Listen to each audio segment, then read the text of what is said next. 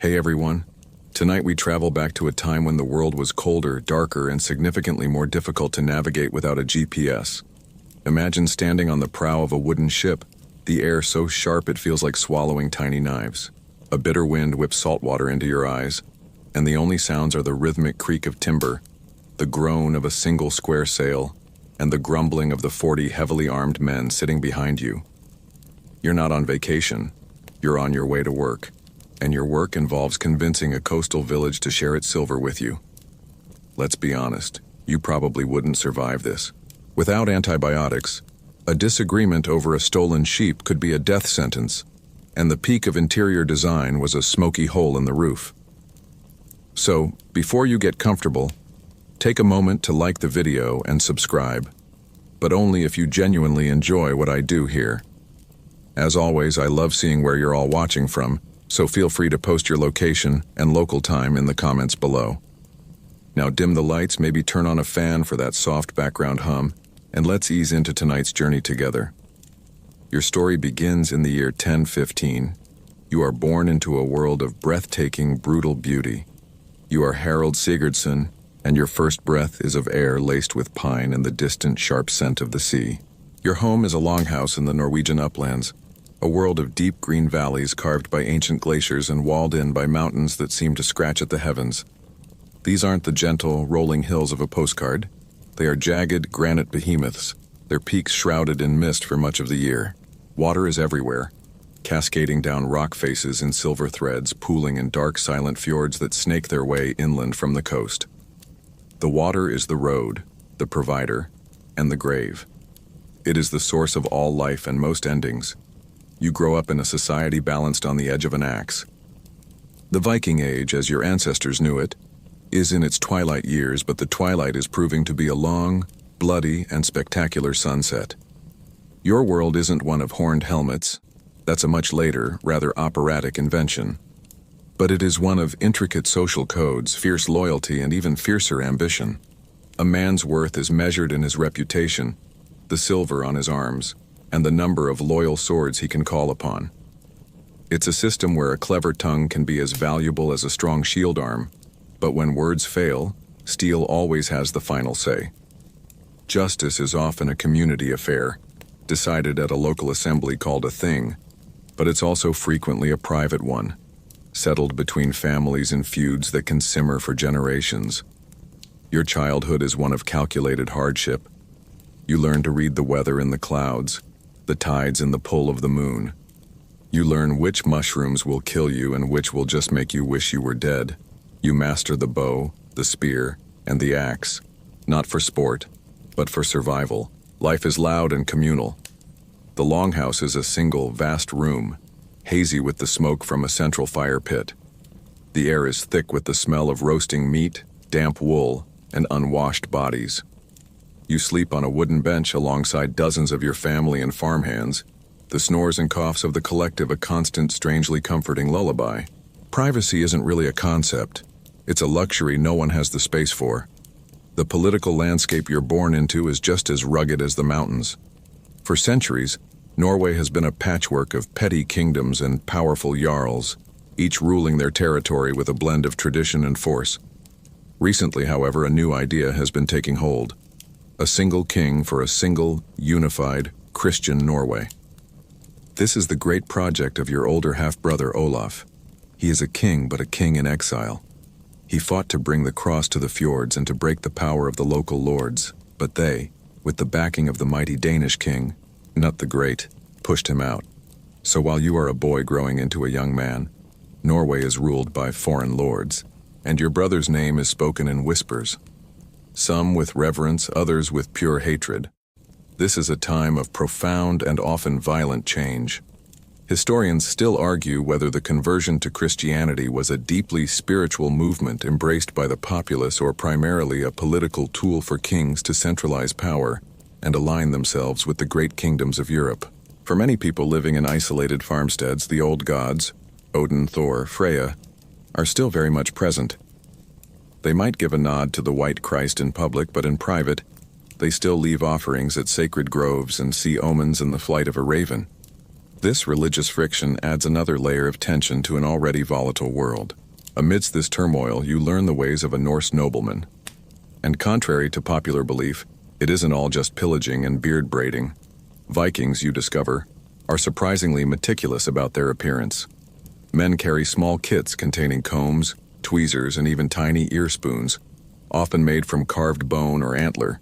They wash more frequently than many of their European contemporaries and take great pride in their hair and beards, which are often elaborately styled. It's a small vanity in a hard world, a way of maintaining dignity. After all, if you're going to get thrown into a shield wall, you might as well look your best doing it. You are Harald Sigurdsson, son of Sigurd Syr, a powerful chieftain. But more importantly, you are the youngest brother of Olaf, the deposed king. This connection is your inheritance, a legacy of both royal blood and a monumental blood feud. You are growing tall and strong with a fierce intelligence in your eyes, and you listen. You listen to the stories of your brother's greatness, of his ambition, and of the throne that was stolen from him. That story is slowly, quietly, becoming your own. The stories you've been absorbing your whole life suddenly ignite into a tangible, roaring fire. The year is 1030, and word spreads like a blaze through dry heather. Olaf is back. He has crossed the sea from his exile in the lands of the Rus, and is gathering an army to march south and reclaim his kingdom. He is your brother, your king, and the embodiment of your family's honor. You are 15 years old.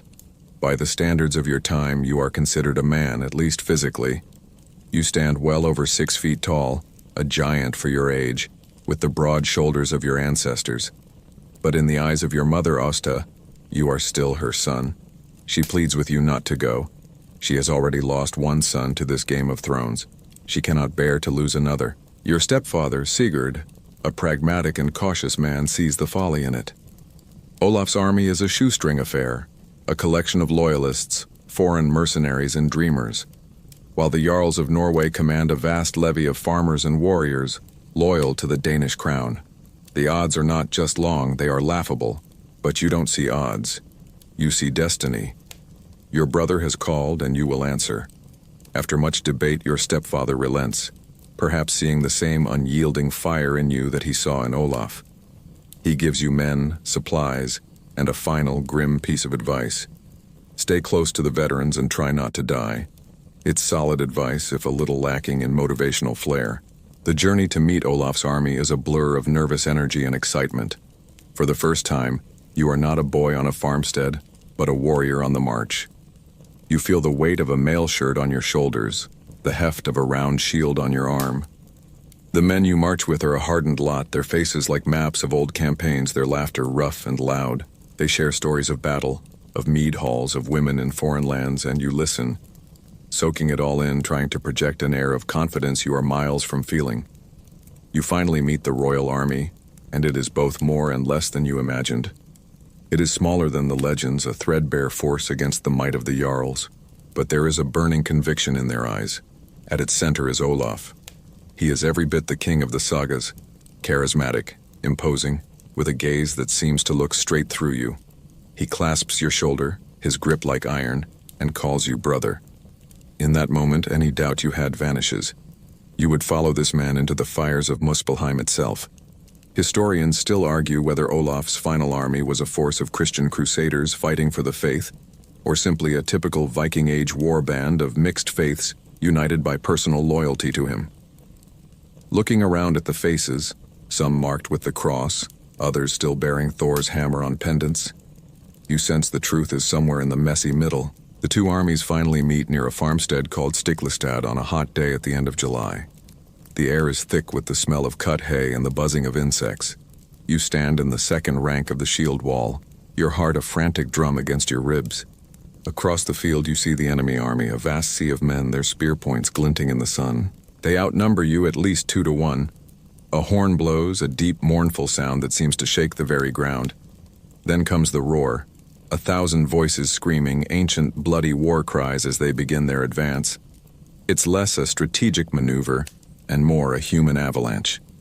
The impact is a physical shock, a bone-jarring crash of wood on wood and steel on steel.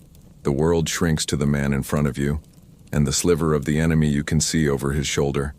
The noise is indescribable, a chaotic symphony of screams, grunts, the splintering of shields, and the wet, percussive chunk of axes finding their mark. You are fighting now a clumsy, desperate dance of survival. You thrust your spear, parry a blow with your shield, and try to keep your footing in the slick, bloody mud. Your main contribution, you suspect, is being a slightly too tall piece of mobile cover for the man behind you. But you fight with all the strength a 15-year-old giant can muster. Then something strange happens. At the height of the battle, the midday sun begins to dim. A creeping darkness falls over the field, bathing the carnage in an eerie, reddish twilight. Men on both sides falter, looking up at the sky in confusion and fear. A solar eclipse. A sign. Your side sees it as a mark of God's displeasure with the enemy. They see it as a terrible omen for your brother. The brief lull is broken, and the fighting resumes with an even greater, more frantic ferocity. It is in this unholy light that you see it. You see Olaf, his white banner a beacon in the gloom, become isolated. He fights like a berserker, his great axe rising and falling, but the enemy is a tide that cannot be turned. A spear takes him in the thigh. An axe blow cleaves his helmet. He stumbles, falling back against a large stone, and a final spear thrust ends the life of the King of Norway. The sight breaks something inside you. The shield wall around you collapses not long after. The battle is over. Your king is dead. Your cause is lost. A searing pain blossoms in your leg, and you look down to see the shaft of an arrow protruding from your calf.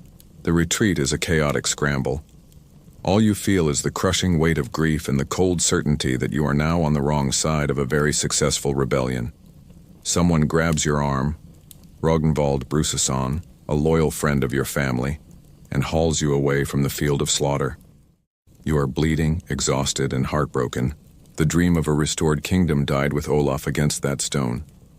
Your ambition, however, has just been born, baptized in your brother's blood. The only thought now is to run. The world comes back to you in flashes of agonizing pain and fevered dreams. You are no longer on the battlefield. The roar of men has been replaced by the quiet crackle of a fire and the low murmur of worried voices. You're in a hayloft, the sweet, dusty smell of dried grass filling your nostrils, a rough wool blanket scratching at your chin. Your leg is a universe of fire. Looking down, you see it's been crudely cleaned and bound with strips of linen. The arrowhead was dug out with the tip of a knife, sterilized in the fire. 11th century field medicine is a brutal affair, often consisting of a swig of ale for you and a whispered prayer from the person holding the hot metal. You got lucky. You survived the procedure. Ragnvald is there, his face grim.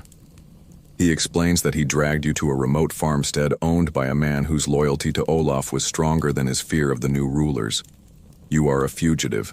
Your name, your lineage, your very existence is a crime in the new Norway, which is now firmly in the grip of King Knut's earls. Every day you remain here, you risk not only your own life but the lives of the family hiding you. For weeks you drift in and out of consciousness, the wound in your leg slowly, grudgingly beginning to heal. The nightmares are relentless. You see your brother fall again and again. You feel the shock of the shield wall. You hear the unnatural silence as the sun dies in the sky. Grief is a physical weight, a stone in your gut. But beneath it something else is beginning to crystallize. A cold, hard kernel of rage. Once you can stand leaning heavily on a carved stick, the decision is made for you. To stay is to be caught. To go west is to sail into the arms of the Danes. The north is a frozen wasteland. The only path is east. East, over the Kiel Mountains that form the spine of Scandinavia, into Sweden. And from there, further east, to the land of the Rus, to the great city of Kyiv. It was where Olaf found shelter during his exile. It is the only place in the world where your name might still mean something, where the title King's Brother might be a key rather than a death warrant. Your escape is not the flight of a prince, but the desperate scramble of a hunted animal. You travel with a handful of other survivors from Stiklestad, a small, grim fraternity of the defeated. You move by night, navigating by the stars you learned as a boy, sticking to the dense, ancient forests and forgotten mountain trails. The journey is a monotonous cycle of exhaustion and fear. You eat what you can hunt or forage, a skinny rabbit, a handful of bitter berries. Sleep is a few stolen hours huddled together for warmth under a rocky outcrop, one man always awake, listening for the snap of a twig that might signal a patrol. Your royal upbringing means nothing here. The mountains don't care that you have royal blood. The cold bites at you just the same. You learn the misery of sleeping on frozen ground and the simple, profound joy of a dry pair of socks. To cross the mountains in the deep of winter, you rely on a tool essential for survival in these parts. Skis. Not the sleek recreational things of the modern world, but long, broad planks of wood, sometimes lined with fur on the bottom to provide grip for climbing. You strap them to your boots with leather thongs and glide silently through the snow-dusted forests, a ghost in a white world. It's exhausting work, but it's faster and quieter than wading through waist-deep snow. After weeks that feel like years, you descend from the mountains into Sweden. The relief is immense but short-lived. Sweden is a patchwork of alliances, and while not directly hostile, Danish influence is everywhere. You are still a man who needs to watch his back. Here, you and your companions can finally trade for real food, mend your worn gear, and listen for news. The news, when it comes, is a final twist of the knife. King Sinut's rule in Norway is absolute. Olaf's body was secretly retrieved by loyalists and buried, and now, strangely, miracles are being reported at his grave. A cult is beginning to form around the dead king, painting him as a holy martyr.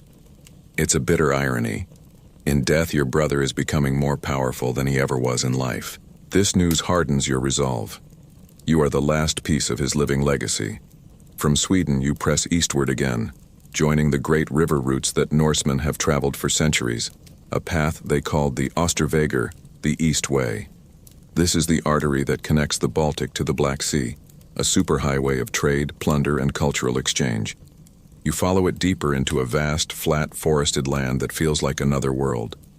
The settlements are different here, the language a strange cadence you don't understand. Historians still argue whether the Kievan Russes at this stage should be considered a Viking kingdom or a distinctly Slavic one with a Norse ruling elite that had largely assimilated. To you, it simply feels foreign. But it is a destination. After months of running, you are finally approaching a sanctuary. You arrive on the borders of the Kievan Rus as a different person. The 15-year-old boy who charged into the shield wall at Stiklestad is gone, burned away by grief, hardship, and the cold fire of vengeance. You have no money, no army, and no lands. All you have is your name, your wits, and the small band of loyal men who followed you into the unknown. But for the first time since that terrible day, you are not just fleeing from something. You are moving toward a future you will have to build for yourself, one piece at a time. Your first sight of Kiev is enough to stop you in your tracks. After months of trekking through an endless wilderness of birch and pine, you crest a gentle hill and there it is, sprawling across the high banks of the Dnieper River. It's not a city as you understand the term. The towns in Norway are little more than overgrown villages, a few dozen longhouses clustered around a marketplace. This is a metropolis, a vast settlement of timber and earth surrounded by a formidable palisade of sharpened logs. Above the walls you see the unmistakable onion-shaped domes of new churches, their gold leaf gleaming in the pale sun, a sight so alien and brilliant it feels like a vision from another world. The river itself is choked with ships, the familiar dragon-prowed longships of your own people, rubbing shoulders with broader, heavier merchant vessels from the south, and countless smaller river craft. The air hums with 1,000 sounds and smells, a chaotic symphony of commerce and life. You and your weary band of followers, looking more like bandits than noblemen in your patched cloaks and worn-out boots, make your way to the fortified upper city, the seat of the Grand Prince. Here, you present yourself at the court of Yaroslav, known to history as the Wise. You expect a king in the Norse fashion, a great bearded warrior surrounded by his personal guard in a smoky hall. The reality is far more complex. Yaroslav is imposing, but his power isn't just in his physical presence. It's in his sharp, calculating eyes. His court is a dazzling, confusing blend of cultures. The guards are Varangians, Norsemen like you, tall and armed with great axes. But the advisors are Slavic boyars in fine robes and Byzantine emissaries in shimmering silk. The language spoken is a fluid mix of Old Norse and Old East Slavic, and the air smells of beeswax, incense, and strange spices you can't name. Yaroslav knows who you are. News travels fast along the river roads. He knew your brother Olaf, who once walked these very halls as an exile. He welcomes you with the solemn courtesy due to your rank, but you feel his gaze assessing you, weighing your worth. Historians still argue whether Yaroslav's acceptance of Norse exiles like Harald was born of genuine kinship and pity, or a shrewd political calculation to maintain a ready supply of elite Scandinavian warriors for his own campaigns. You suspect the latter, but you are in no position to be picky. You are granted food, lodging, and a place in his service. Life in Kiev is an education. For the first time, you are exposed to a world beyond the simple, brutal calculus of Norse politics. Back home, if a rival Jarl became a problem, the solution was straightforward. You gathered your men, sailed to his fjord, and settled the matter with steel. Here, power is a more subtle game. You watch Yaroslav preside over his court, and you see a new path to greatness. He doesn't just command, he legislates. He is compiling a code of laws, the first of its kind in this land. He forges alliances not with raids, but with the marriages of his children, sending his daughters to become queens in France, Hungary, and other distant lands, weaving a web of influence across Europe. He sponsors the building of churches and monasteries, creating a cultural and spiritual heart for his kingdom. You begin to understand that a truly great ruler needs more than a strong sword arm. He needs a sharp mind, a full treasury, and a network of allies. It's a revelation. You've always known how to fight. Yaroslav is teaching you how to rule. Your new life comes with its own set of challenges, most of them involving basic etiquette. Suddenly you're in a world of intricate courtesies and formal dinners. You have to figure out which fancy cup is for wine and which is for water, a problem you never had when your only drinking vessel was a horn. But while you struggle with the social graces, you excel at the work Yaroslav gives you. He makes you a commander in his army. The skills you learned as a boy in Norway are highly prized here. You lead campaigns against rebellious tribes on the steppe, you fight Polish invaders in the west, and you enforce the Grand Prince's authority along the vast river trade routes. You are good at it. You are ruthless, clever, and your men, the Norsemen who followed you and others who flocked to your banner, are fiercely loyal. You earn a reputation. You start to build a name for yourself that is separate from your brother's legacy. It is at court that you first see her, Yaroslav's daughter, the Princess Elisiv. She seems to be made of finer stuff than anyone you have ever known, with a grace and learning that is utterly captivating. She is a prize far beyond your reach. You are a landless exile, a mercenary captain living on the Grand Prince's charity. She is the daughter of one of Eastern Europe's most powerful rulers. Yet the thought of her takes root in your mind.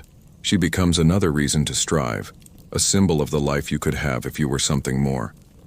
You have Yaroslav's respect now, and a taste of a more refined world. But you are still a hired sword.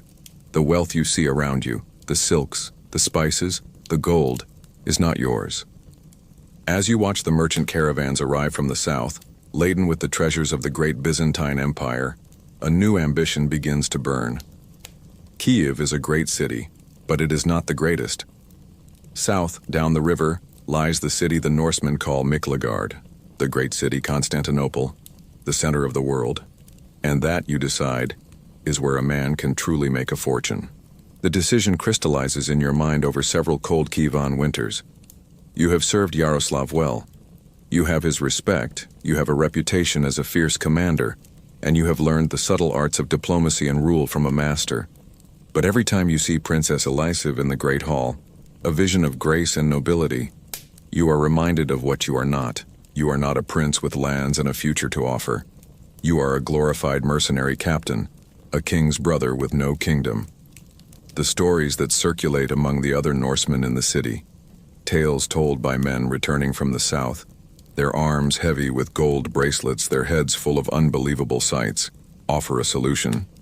They speak of Miklagard, the great city, Constantinople, the capital of the Roman Empire, as the Byzantines still called themselves, a place where a sharp sword and a clever mind could earn a man a fortune beyond the dreams of any northern king. You make your request to Yaroslav. You wish to travel south with a company of men to seek service with the emperor. He grants his permission, his wise eyes betraying nothing. Perhaps he is glad to see your restless ambition directed elsewhere for a time. You gather your followers, about 500 of your best warriors, men who have followed you from Norway or joined you in Kiev. You are not a raiding party. You are a professional military company seeking a contract. You pool your resources and purchase trade goods, fine northern furs, honey, walrus ivory, and amber, to fund your expedition and announce your arrival in the great city as merchants, not beggars. The journey south is an epic in itself, a retracing of the legendary route from the Varangians to the Greeks. You sail down the mighty Dnieper River, a flowing road that carries you toward your destiny. The river is placid for long stretches, winding through a vast flat landscape. But then you reach the rapids. This is the river's great test, a series of churning cataracts and rocky passages that are impossible to navigate. Here, everyone must disembark. The ships are emptied, and the long, arduous process of portaging begins. You and your men haul the vessels overland on rolling logs, sweating and straining, while armed guards keep a constant, nervous watch on the surrounding forests. This is a famously dangerous territory, home to nomadic Pecheneg horsemen who prey on vulnerable traders. It's less of a scenic river cruise and more of a haul your boat overland while people shoot arrows at you experience. You fight off 2 separate ambushes, losing a few men but proving your company's mettle. It is a harsh reminder that the world is still a dangerous place. After weeks on the river, you finally reach the coast and sail into the vast, dark expanse of the Black Sea. The air changes. It becomes heavy with salt, and the horizon becomes a perfect, intimidating line. You hug the western shore, sailing past coastal towns and fortified ports that show the first signs of imperial power. Stone watchtowers stand sentinel on cliffs, and you catch glimpses of swift, oared warships, dromons, patrolling the sea lanes. This is a world of order, of infrastructure, of a power far older and more organized than anything you have known. Then one morning you see it. At first it's just a smudge on the horizon. But as you draw closer, the smudge resolves into the most incredible sight you have ever witnessed. Constantinople. It doesn't rise from the land so much as it commands it. The first thing you see are the walls, the legendary Theodosian walls, a triple line of immense fortifications bristling with towers, stretching for miles and looking utterly, laughably invincible. As your ships round the peninsula and enter the Golden Horn, the city's great harbor, a forest of masts greets you. Hundreds, perhaps thousands of ships are moored here, from every corner of the known world. The entrance to the harbor is guarded by a colossal iron chain, a gate to the world's wealth. And beyond the harbor, the city itself. It is a landscape of marble and gold. Palaces, forums, triumphal columns, and hundreds of churches rise in a chaotic, breathtaking jumble. Dominating it all, so vast it seems to hold up the sky, is the dome of the Hagia Sophia, the Church of Holy Wisdom. Its golden mosaics, you've been told, glitter on the inside like a captured heaven. The noise is a physical force, the shouts of sailors in a dozen languages, the rumble of wagons on stone, the distant clang of 1,000 blacksmiths. The air is a thick stew of smells, exotic spices, baking bread, cheap wine, charcoal smoke, and the overwhelming scent of 500,000 people living in one place. Before you can enter this paradise, however, you meet its gatekeeper, bureaucracy. Your ships are directed to a mooring outside the seawalls. Imperial officials, men in clean robes with scrolls and styluses, come to inspect your cargo and your men. Your weapons are inventoried and held. Historians still argue whether the term Varangian originally referred to a specific Scandinavian tribe, a mercantile guild, or simply any Norseman who ventured east to seek his fortune. To these officials you are all the same, potentially useful, definitely dangerous barbarians to be processed. You've faced down a charging shield wall, but you've never faced anything as unnerving as imperial paperwork. After days of waiting, of being observed and documented, permission is finally granted. You and your men are allowed to enter the city. As you step through the gate unarmed for the first time in memory, you crane your neck back and stare up at the colossal marble buildings. You are Harald Sigurdsson, the 6.5-foot-tall son of a Norwegian chieftain, and you have never felt so small in your entire life. The sheer overwhelming scale of Constantinople gives way to a more focused, practical reality. You are not here as a tourist, you are here for a job. Your reputation, carried south along the river routes, has preceded you. You are Harald Sigurdsson, brother of a martyred king and a proven commander from the wars in Russes.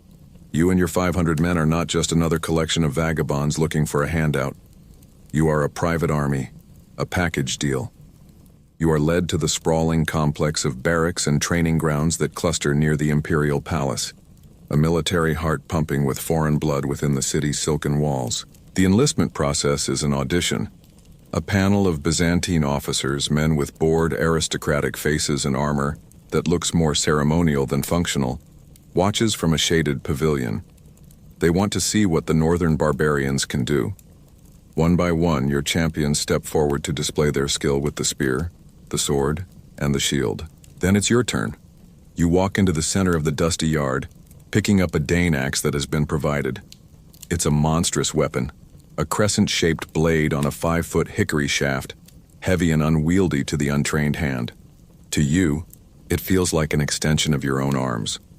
You move through a series of exercises, the axe head blurring in the sun, a whistling silver arc of death. It slices through a suspended mail shirt as if it were cloth, and with a final contemptuous swing, you cleave a wooden practice dummy clean in two. There are no cheers, just a few raised eyebrows, and quiet, satisfied nods from the officers. You and your men are in. You are now part of the Tagmaton Varangon, the Varangian Guard.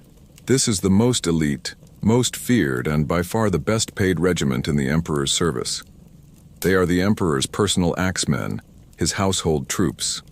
Their sole purpose is to protect the sacred person of the Emperor from any and all threats, foreign or domestic, and in Constantinople the domestic threats are usually the more dangerous. They are a force of outsiders, composed almost entirely of Norsemen, Russ, and Swedes. Historians still argue whether the Guard's famous loyalty was a genuine cultural trait of the Norsemen, who held oaths sacred, or simply a pragmatic response to being paid exceptionally well, and kept isolated from the treacherous local politics. Whatever the reason, their loyalty is to the gold and the man who gives it, not to the shifting allegiances of the Byzantine court. Life in the barracks is a strange mix of the familiar and the foreign. Here, inside these walls, you are back in the north. The dominant language is Old Norse. The evenings are filled with the sounds of home, boastful sagas being recited, mournful songs of distant fjords, and the raucous laughter of men gambling with their new silver coins. The camaraderie is immediate and fierce, built on a shared culture and the shared experience of being strangers in this glittering alien land. But just outside the gates, the world is entirely different.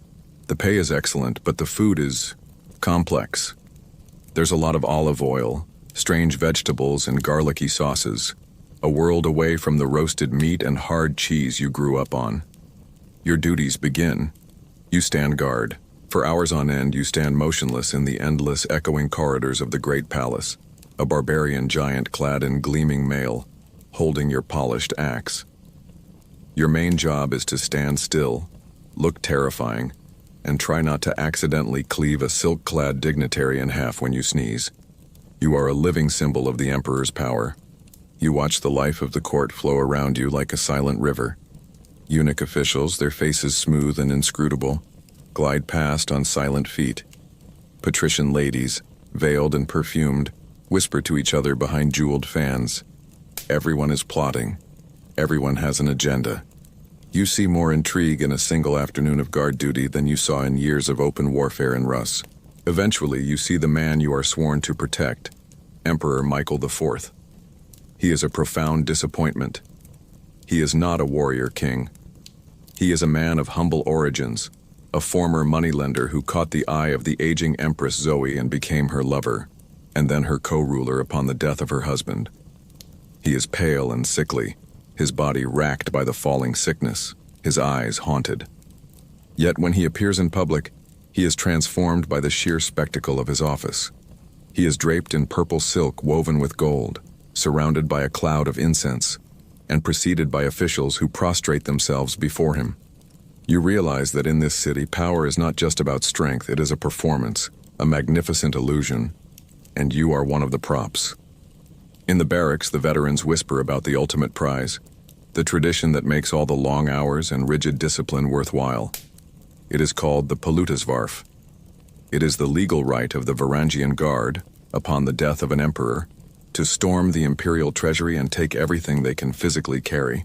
It's the ultimate severance package, a chance to become fabulously, legendarily wealthy in a single, frantic scramble. This promise of unimaginable loot hangs in the air, a constant, unspoken motivation. You stand your watch, your hand resting on the smooth shaft of your axe, and you observe. You learn the faces, the names, the hierarchies. You are no longer a boy prince or a hunted exile. You are a Varangian, a cog in the imperial machine. But you are Harald Sigurdsson, and you have no intention of remaining a cog for long. The gilded cage of the great palace, with its endless corridors and silent, scheming eunuchs, is not a place a man like you can inhabit for long. The routines of guard duty, while lucrative, begin to chafe. Your axe arm feels heavy with disuse, and your mind, sharpened by years of survival, grows dull from the sheer monotony. So, when the call to active duty finally comes, it feels like a lungful of fresh, salt-laced air after being trapped in a perfumed tomb. The problem is as old as the sea itself. Pirates. Arab corsairs, operating from hidden bases along the coasts of Anatolia and the Aegean Islands, are strangling the empire's trade, raiding villages, and carrying off citizens to be sold in slave markets. The emperor has ordered an expedition to sweep the seas clean, and the Varangian Guard, his iron fist, will be the spearhead of the assault. You trade the polished marble floors of the palace for the rolling, sea-slicked deck of a dromon. The Byzantine warship is a revelation. It's a long, slender galley, built for speed and aggression, propelled by 2 banks of oarsmen and a lateen sail. It is a predator of the sea, and its deadliest weapon is a closely guarded state secret. Mounted on the prow is a bronze siphon, the nozzle shaped like the head of a roaring lion. This device projects the legendary Greek fire. After a few weeks at sea, you've decided there are 2 types of sailors, those who are seasick and those who are lying. Fortunately, your stomach, hardened by years on the unforgiving North Sea, proves equal to the task. The campaign is your first real taste of the Byzantine way of war, and it is a brutal, eye-opening education. This isn't the glorious, chaotic brawl of Stickelstad. The Byzantine military is a professional, centuries-old institution. They have manuals for everything, from how to pack supplies to the correct formations for engaging an enemy of a specific size. The generals use signal flags, coded messages, and scouting reports. They have a frustrating habit of wanting to win the battle before it even starts, which feels a bit like cheating to a man who appreciates a straightforward, honest fight. But you are a fast learner and you appreciate results even more. You watch the fleet's admiral, a wizened old patrician named George Maniakis, lure a pirate squadron into a narrow channel, trapping them with a pincer movement. It's a lesson in cunning you won't soon forget. Your first major naval engagement is off the coast of a rocky, sun-bleached island. The pirate ships are swift and nimble, their crews desperate and dangerous. As they close in, intending to board, the order is given. From the prow of your dromon, the siphon roars to life. A stream of thick, dark liquid arcs through the air, and as it hits the lead pirate ship, it erupts into a torrent of hellish, unquenchable flame. The screams of the burning men are a sound you will never forget. The fire clings to the wood, the sails, even the water itself spreading in a slick, burning carpet. Historians still argue about the exact composition of Greek fire, but contemporary accounts describe a liquid projected through siphons that ignited on contact with a terrifying roar. Seeing it firsthand, you understand why the Empire has guarded this secret so jealously. It is not just a weapon. It is pure terror in liquid form. With the enemy formation broken and panicked, the real work begins. Your ship grinds alongside a crippled pirate vessel. Grappling hooks fly, and the order is given to board. You are the first one over the railing, your great axe a blur of motion. On the cramped, chaotic deck, the Varangians are in their element. There is no room for clever tactics here, only for brute force and cold courage. You and your Norsemen carve a path through the corsairs, your heavy axes splintering their lighter shields and scimitars. It is bloody, close-quarters work, and by the end of it the deck is slick with something other than seawater. The campaign continues for months, a series of amphibious assaults on hidden coves and fortified island strongholds. You learn to fight on land again, leading your Varangians as the shock troops who establish the beachhead, their terrifying reputation often doing half the work for them. You distinguish yourself not just with brute strength, but with a newfound cunning, using feints and flanking maneuvers you learned from watching maniakas. You are rewarded with a greater share of the plunder: gold, silver, fine silks, and valuable prisoners to be ransomed. With every victory, your personal treasury grows, and so does your name. You are no longer just Harald Sigurdsson, the tall newcomer. You are Harald, the scourge of the pirates, a commander of note. You return to Constantinople not as a mere guardsman, but as a proven and decorated officer in the service of the emperor, your pockets significantly heavier, and your mind filled with the brutal, effective lessons of Byzantine warfare. Your success at sea has bought you prestige and a heavier purse, but it has also put you squarely in the sights of the Imperial High Command. When a truly serious threat emerges, they no longer see you as a useful barbarian captain. They see you as a strategic asset. In 1040, that threat erupts. A massive rebellion ignites in the Balkans, a land of rugged mountains and fierce people only recently brought under the imperial heel. The province of Bulgaria, chafing under the weight of Byzantine taxes and bureaucracy, has risen up behind a man named Peter Delian, who claims royal Bulgarian blood. The revolt spreads with astonishing speed, overwhelming local garrisons and threatening the empire's entire European frontier. This is not a pirate nuisance. This is a full-blown war, and the emperor himself, Michael IV, in a rare display of vigor, announces he will lead the army to crush it. The force that gathers outside the golden walls of Constantinople is the empire in miniature. It is a vast, disciplined, multi-ethnic host.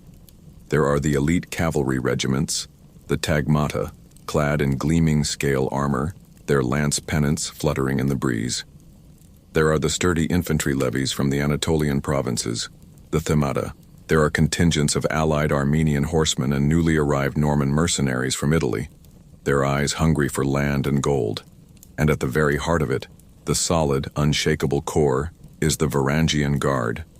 You and your Norsemen are the Emperor's sledgehammer, to be wielded at the decisive moment. The march north into the Bulgarian highlands is grueling.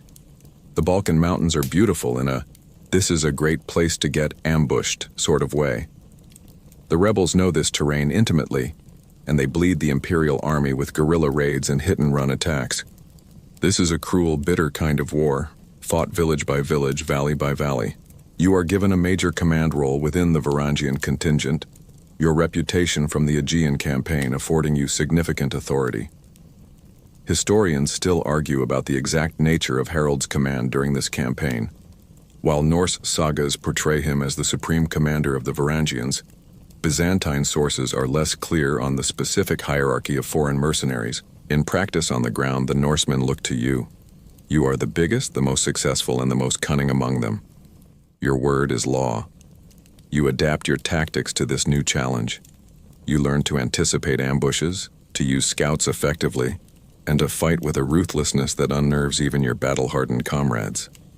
You discover that in a war against a popular uprising, terror is as potent a weapon as any axe.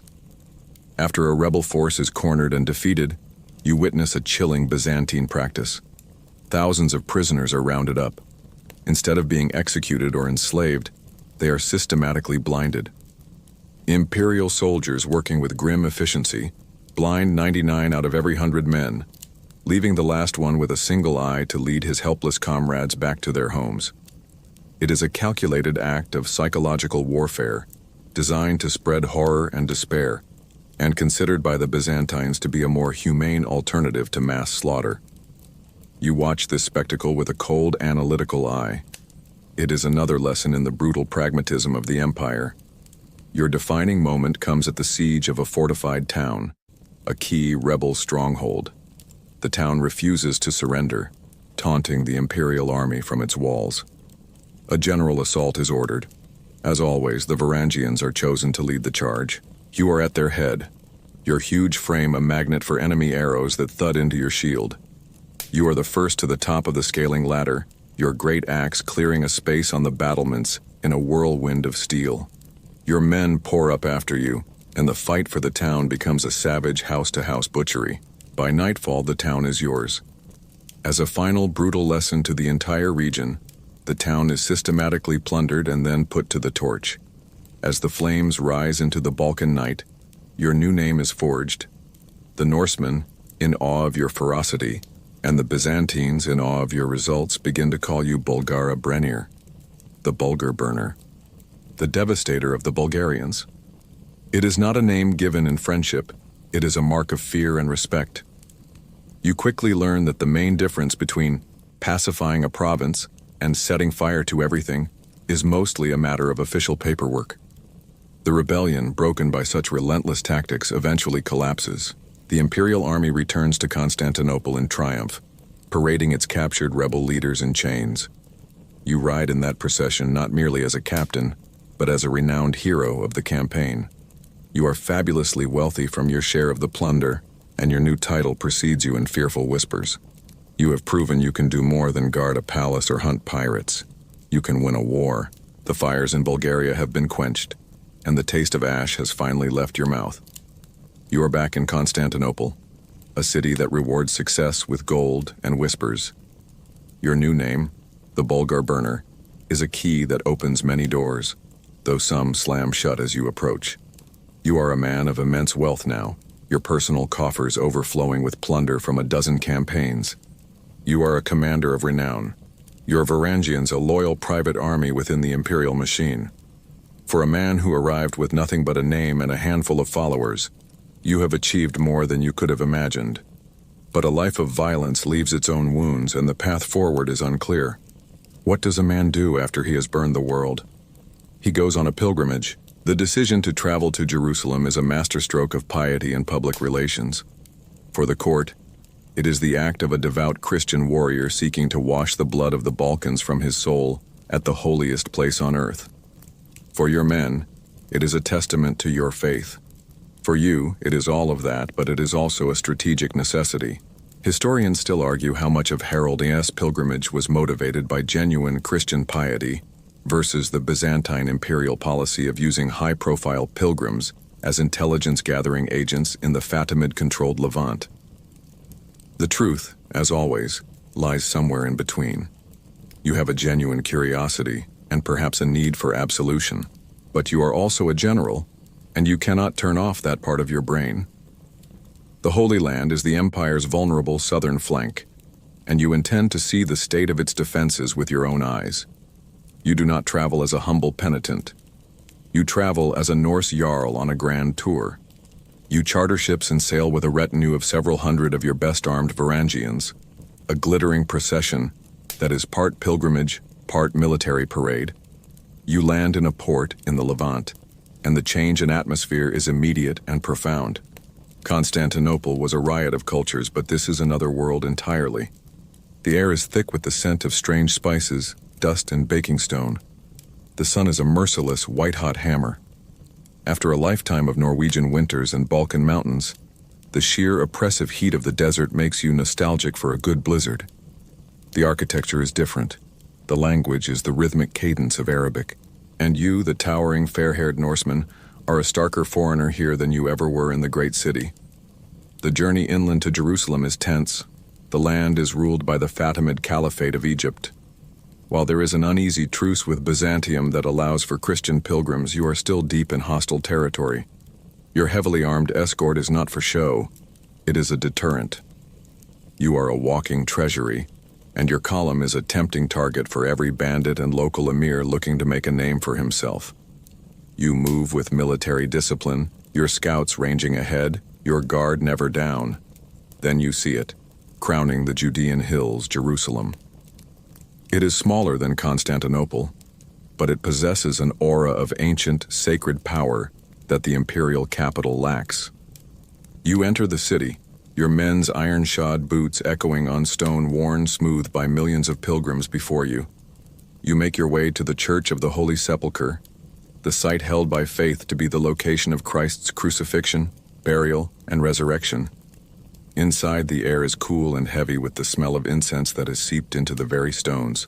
You, Harald Sigurdsson, a man whose life has been defined by the axe and the shield wall, stand on the spot where your God is said to have died for the sins of mankind. It is a moment of profound, unsettling quiet in the cacophony of your life. You make lavish donations, your gold ensuring that your piety is well remembered. You even bathe in the waters of the River Jordan, a ritual of spiritual cleansing. But even as you kneel in prayer, your general's eye is always working. You note the thickness of the city walls, the number of soldiers in the caliph's garrison, the mood of the local Christian population. You talk to merchants, to priests, to other pilgrims, gathering scraps of information about the political climate. On your way out of the city, you engage in another time-honored pilgrim tradition, relic hunting. You pay a small fortune for what a shifty-eyed monk in a dusty stall swears is a tooth from John the Baptist. It looks suspiciously like a goat's molar, but you have it placed in a gilded box anyway. It's a souvenir of your piety, and you figure it's the thought that counts. You return to Constantinople with your soul perhaps a little cleaner, and your strategic knowledge vastly expanded. You can now speak with authority on the military and political situation in the Levant. You have demonstrated your faith, your wealth, and your power in a single grand gesture. You are no longer just the Bulgar burner. You are Harald the Pilgrim, a man of international standing. This new, more complex reputation is about to draw you into the most dangerous battlefield you have yet faced, the imperial bedchamber. You have returned from the Holy Land a changed man, wrapped in an aura of piety and adventure. In the eyes of the court, you are no longer just a fearsome barbarian general. You are a man of substance, a player in the grand theater of the empire. This new status grants you access to the inner circles of the Great Palace, a world far more treacherous than any battlefield. You've learned that the most dangerous weapon in Constantinople isn't a sword or even Greek fire, but a well-timed whisper in the right corridor. And all the whispers you soon discover revolve around one immutable center of power, the Empress Zoe. Your employer, the Emperor Michael IV, is fading. His health, always fragile, is in a steep decline. The falling sickness seizes him more frequently, leaving him weak and bedridden for days. The day-to-day running of the empire falls to his brother, the brilliant and terrifyingly ambitious eunuch, John the Orphan Atrophus. He is the master puppeteer, the man who single-handedly raised his family from provincial obscurity to the imperial throne. His eyes miss nothing, and his web of spies and informants extends into every corner of the city. He is the empire's shadow ruler, and he trusts no one. But the ultimate source of legitimacy, the very soul of the dynasty, is Zoe. She is a Porphyrogenita, born in the purple, a daughter of a reigning emperor, born in the sacred purple chamber of the palace. Her blood is the blood of Caesars and Macedonians. Emperors can be made, but she was born. Now in her 60s, she is a strange and compelling figure, a creature of pure imperial privilege. Her entire life has been spent within the palace walls, a world of gilded ceremony and lethal intrigue. She has one all-consuming obsession, holding on to her power and her youth. You hear the stories and eventually see the evidence of her private laboratories.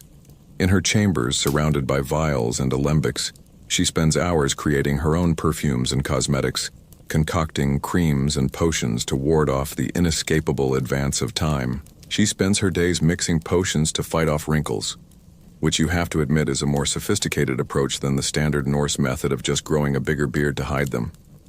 Your fame, your immense height, and the sheer magnetic force of your presence do not go unnoticed by the Empress. She is drawn to you.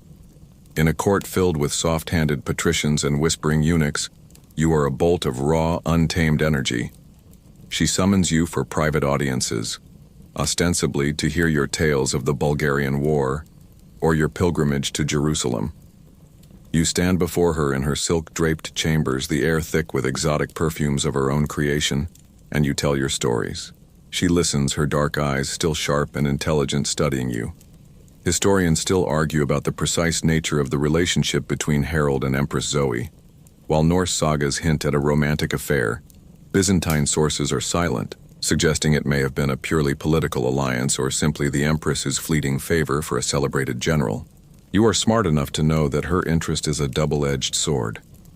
To be the Empress's favorite is to be the target of every other ambitious person at court. And the most ambitious of all is John the Orphan Atrophos. He sees the Empress's growing fondness for you, and he sees a threat. You are not one of his creatures. You have your own power base in the Varangian Guard, your own colossal fortune, and a heroic reputation among the people. You are a loose cannon, and John S.'s entire career has been built on ensuring there are no loose cannons on the Imperial deck. He decides you must be removed. The attack, when it comes, is characteristically Byzantine. It is not an open confrontation, but a quiet, legalistic strangulation. A formal charge is laid against you: embezzlement. The accusation is that during your campaigns, you skimmed a portion of the imperial treasure and tax revenue for yourself. In a way, it is true. Every commander, every official takes their cut. It is an expected, if unspoken, part of the system. Your personal fortune is a testament to that. But the law is the law, and John now chooses to apply it to you with its full, crushing weight. The charge is not really about the money. It is about power. It is John's move to isolate you from the Empress and bring you to heel. Messengers arrive at your residence, not with invitations to the palace, but with an imperial summons to answer for your crimes. The Empress's favor, which had lifted you to the highest echelons of the court, has now become the very thing that precipitates your fall. You are caught in the silken poisoned web of imperial politics, and its master spider is moving in for the kill. The summons is not a request. Imperial guards, their faces impassive beneath their polished helmets, arrive at your lavish city residence. There is no struggle. To resist would be a futile and undignified end. You know the rules of this game. You are escorted through the city you helped to defend, a public spectacle of a great man's fall from grace. They don't take you to a common jail. You are imprisoned in a tower within the vast, sprawling complex of the great palace itself, a testament to your former importance and the gravity of your alleged crimes. The accommodations are a definite step down. The silken tapestries are replaced by damp, weeping stone, and the rats scuttling in the darkness are far less polite than the court eunuchs were. Stripped of your titles, your weapons, and your freedom, you are left alone in the dark with your thoughts. Days bleed into weeks. Your world shrinks to the slice of sky visible through a high, barred window and the grim routine of a prisoner's life. For the first time since you fled Norway as a wounded boy, you are utterly powerless. Your vast fortune has been seized by the imperial treasury. Your command of the Varangians given to another. You are a pawn, removed from the board, waiting to be sacrificed. But the boy who survived the flight from Stiklestad is still within you. Despair is a luxury you have never been able to afford. So you wait. You listen to the distant sounds of the city, and you begin to plan, even with no obvious path to freedom. Then, the world outside your cell shifts on its foundations. In December of 1041, the bells of the city toll for the death of Emperor Michael IV. Through the guards' gossip, you piece together what is happening. Your nemesis, the eunuch John the Orphan Atrophos, moves swiftly to secure his power, placing his nephew on the throne as Emperor Michael V. But John, for all his genius, makes a fatal miscalculation. He assumes his nephew will be a pliant puppet. The new young emperor, however, has ambitions of his own and despises the uncle who has dominated his life. Within weeks of his coronation, Michael V makes his move. He has John arrested and exiled, shattering the power structure that has ruled the empire for a decade. This political earthquake sends tremors that reach even your prison tower. The city is in turmoil. Old certainties are gone, new factions are forming, and in the chaos, allegiances are up for grabs. The guards who watch you are suddenly uncertain of who their ultimate master is. This is the moment you have been waiting for. Your chance comes in the form of a secret message. a tightly rolled piece of parchment smuggled in with your meager meal. It is from a sympathizer at court. Historians still argue about the identity of the person who aided Harald's escape, while sagas speak romantically of a high-born lady moved by your plight. It is equally plausible it was a calculated move by a political faction opposed to John the Orphan Atrophos, seeking to release a powerful military asset back onto the board. Whatever the motive, the message contains a simple plan and a promise. On the next moonless night, a rope will be lowered from the roof above your cell's window. The night arrives, thick and starless. From the darkness above, a heavy rope, knotted for handholds, snakes down past your window. Getting the bars loose is a matter of brute, desperate strength, chipping away at the mortar over hours until you can pry one free. You squeeze through the narrow opening, the stones scraping your skin, and you are outside, clinging to the cold wall of the tower, a dizzying drop below you. The wind whips at your ragged prisoner's tunic. You reflect that climbing down a stone tower on a flimsy rope is surprisingly similar to climbing a Norwegian mountain, just with a much higher chance of being impaled on a fence at the bottom. You reach the ground, your heart hammering in your chest, and melt into the shadows of the palace gardens. You are a ghost, moving through a familiar yet now hostile landscape. You navigate the labyrinthine streets of Constantinople, sticking to the dark alleys, your towering frame hidden beneath a stolen cloak. Your destination is the one place you know you will be safe, the one place where loyalty is not a commodity to be bought and sold, but a bond forged in battle, the barracks of the Varangian Guard. You reach the gates, challenge the sentry with a password you thought you would never use again, and step into the torch-lit courtyard. Heads turn, jaws drop. A stunned silence falls over the men who had been drinking and gambling. Then a single voice shouts your name, and the silence erupts into a deafening roar. They surge around you, your Norsemen, your brothers in arms, clapping you on the back, pressing a drinking horn into your hand, their faces a mixture of disbelief and joy. They thought you were dead or blinded, another victim of the imperial meat grinder. You have returned from the political grave. You are free, and you are surrounded by hundreds of the most dangerous warriors in the world, who are loyal to you and you alone. But you are still a condemned fugitive, trapped within the mightiest walls on earth. The escape from your cell was just the beginning. Now you have to escape the city itself. You are a fugitive in a city that is tearing itself apart. The joyous reunion with your Varangians is immediately overshadowed by a single, stark reality. The walls of Constantinople are the strongest in the world, and you are on the inside. But the political chaos that allowed you to escape your cell is about to escalate into a full-blown revolution, and you are perfectly positioned to ride the ensuing wave. The new emperor, Michael V, makes a fatal error. In a fit of arrogance, he orders the exile of the one person the people of the city see as the true heart of the empire, the Empress Zoe. The news spreads through the city like wildfire, and the populace, pushed too far, explodes in a spontaneous citywide riot. As the old saying goes, never let a good citywide riot go to waste. For you, it's the perfect cover. While the mob is storming the great palace and calling for the heads of Michael V's advisors, you lead your loyal Norsemen on a mission of your own. You fight your way through the chaotic streets, not toward the palace, but toward the harbor of the Golden Horn. There, amidst the panic and confusion, you seize 2 Byzantine galleys, cutting them from their moorings and forcing the skeleton crews to obey your commands. You now have your escape vessels, but the mouth of the harbor is sealed by the Great Chain, a series of massive iron links that can stop any fleet. There is no time to find the winch mechanism on the far shore. You will have to break it. What follows is a desperate, brilliant piece of Viking ingenuity. You order the 2 galleys to row to a single section of the chain, positioning themselves parallel to each other. On your command, all the men on both ships, hundreds of heavy Varangians, run to the sterns. The bows of the galleys lift high out of the water, raising a long stretch of the iron chain with them, draped across the 2 prows like a grotesque necklace. The ships groan under the strain. Then you give the second command.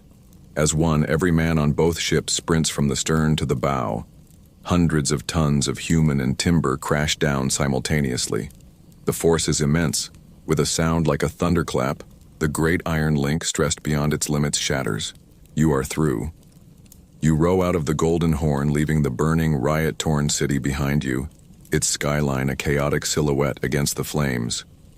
You sail north, across the Black Sea, your ships laden not with plunder from this final act, but with the men who are the source of your power.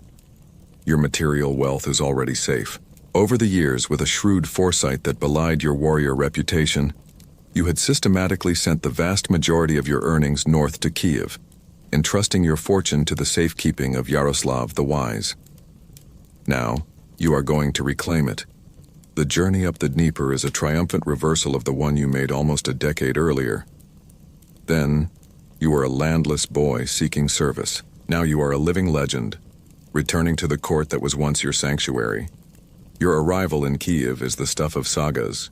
You are no longer the fugitive prince.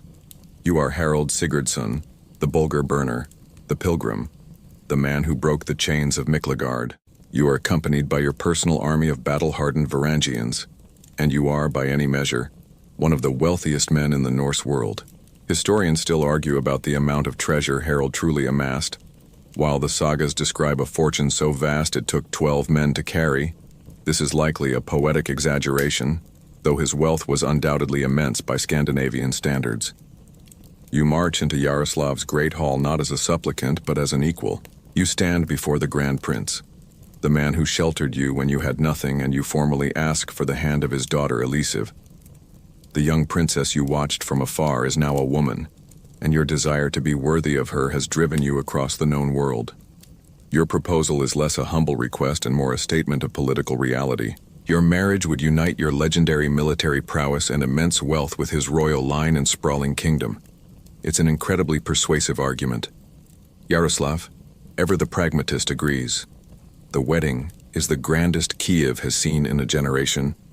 You, the exile, are joined in matrimony to the princess. You have done it. You have achieved every goal you set for yourself. You have a name that inspires awe and terror, a fortune to rival a king's, and a bride of the highest royal blood. You are a mercenary prince at the very apex of his power, a success story for the ages. But as you sit beside your new wife in the feasting hall, your mind begins to drift west, back across the forests and the mountains, back across the cold sea, back to a fjord-scarred land called Norway, the land that cast you out, the land that holds your brother's grave and your birthright. Life in Kiev as the son-in-law of the Grand Prince is a golden epilogue to your years of wandering and warfare. You live in a palace, adorned in silk, your every need attended to. You are a man of immense stature, both physically and politically. You sit at Yaroslav's high table, a respected prince of the Russes, offering your counsel on military matters. Your wife Elisiv is a calming, civilizing presence in your life, a link to a world of learning and diplomacy that beautifully complements your own harsher experiences. For the first time since you were a boy, you have a home. For a different man, this might have been enough. But you are Harald Sigurdsson, and the fires of ambition, banked and glowing during your years of service, have never been extinguished. Your eyes and ears are constantly turned to the west, hungry for news from Scandinavia. For years, the news has been of Danish rule, of the Jarls who defeated your brother still holding power under the umbrella of Nut the Great's North Sea Empire. But then, that empire, vast and held together by the force of a single man's will, shatters upon his death. In the ensuing power vacuum, a new star rises in Norway. Magnus, your own nephew, the son of your saintly brother Olaf, has returned from exile. Aided by a populace tired of foreign rule and inspired by the growing cult of his father, he has reclaimed the throne of Norway. He is known as Magnus the Good, and he is, by all accounts, a capable and popular king who has also secured the crown of Denmark. This news changes everything. Norway is no longer ruled by your enemies, but by your own blood. Your claim to a share of your brother's legacy now has a specific, tangible target: your nephew. The path home is clear, but the welcome is uncertain. You spend a year in Kiev planning, consolidating your forces, and preparing for the final, greatest gamble of your life. You are not just going home, you are going to claim a throne. Your first move is a masterclass in psychological warfare. You decide to send your treasure ahead of you. Packing for a move is always a chore, But when your luggage consists of several tons of gold, Byzantine coins, priceless silks, and jeweled artifacts, it requires a few more armed guards than the average relocation. You load your immense, almost mythical fortune onto a fleet of ships. This is the wealth you bled for in the Mediterranean, the Balkans, and the Holy Land. It is the tangible proof of your success. You do not send it directly to Norway, but to Sweden, entrusting it to a neutral and reliable contact for safekeeping until your arrival. This act is a thunderclap that echoes across all of Scandinavia. It is a clear, unambiguous declaration of your intentions. It's the medieval equivalent of sending a message that says, "I'm coming over and I'm bringing the entire bank with me." A poor exile returning home might be pitied or ignored. A man who can afford to send a treasure fleet ahead of him is a man who must be taken seriously. He is a man who can buy armies, bribe jarls, and fund a war without blinking. In the culture of the North, a great lord was expected to be a gold hater or a hoard breaker, not a man who hoarded wealth, but one who distributed it generously to his followers to ensure their loyalty. By sending your fortune into the heart of Scandinavia, you are advertising yourself as the greatest and most generous lord the North has seen in a generation, attracting swords and supporters to your cause before you even set foot there. With your financial shockwave sent ahead, you make your final preparations. You take your leave of Yaroslav, a fond farewell between two men who understand each other perfectly. You gather your inner circle, the hardcore of Varangian veterans who escaped Constantinople with you, and are now sworn to your personal service. Your wife, the Princess Elisive, a queen in waiting, prepares for the long and arduous journey to a new, colder, and harsher land. You stand on the deck of a longship on the Dnieper River, looking back at the golden domes of Kiev for the last time. Nearly 15 years have passed since you arrived here as a penniless, defeated fugitive. You are leaving as a prince, a general, and a kingmaker. The boy who fled the field at Stiklestad is a distant memory. In his place stands a man forged in the fires of the world's greatest empire. A man whose name is a legend from Jerusalem to the Baltic. The long exile is over. You are going home to claim your birthright. The journey from Kiev to the shores of Sweden is the slow, deliberate advance of a gathering storm. When you land, it is not as a long-lost son of the North returning to familiar shores, but as a foreign potentate arriving for a state visit. The Swedish king, Anund Jakob, receives you not as a refugee, but as a fellow monarch, an equal. Your reputation precedes you, but it is the tangible reality of your power, the grim-faced Varangian veterans who form your personal guard, and the news of the mountains of gold and silver waiting for you, that commands true respect. You have returned to Scandinavia, and the entire political balance of the North tilts on your arrival. Your first move is not to sail for Norway. That would be too direct, too predictable. Instead, you engage in a masterclass of Viking Age power politics. You seek out the one man in Scandinavia with a bigger grudge against your nephew than you have. Svein Estridsson. Svein is a Danish prince with a strong claim to the throne of Denmark, a throne currently occupied by your nephew, King Magnus. For years, Svein has been fighting a losing war against Magnus's superior Norwegian forces. You find him in his Swedish exile, a frustrated claimant with a noble lineage, but no army. You, on the other hand, have an army and the money to buy 10 more. It is a perfect match. You forge an alliance. You will help Svein conquer Denmark, and in return, he will support your claim in Norway. It's a classic two-front strategy, designed to split Magnus's forces and stretch his resources to the breaking point. You combine your fleets and your warriors, and you unleash a brutal series of raids along the Danish coast. This is not a war of conquest. It is a campaign of terror and economic devastation. You burn towns, sack trading posts, and demonstrate with shocking clarity what happens to those who stand against you. Your Varangians, trained in the systematic cruelty of Byzantine warfare, are horrifically effective.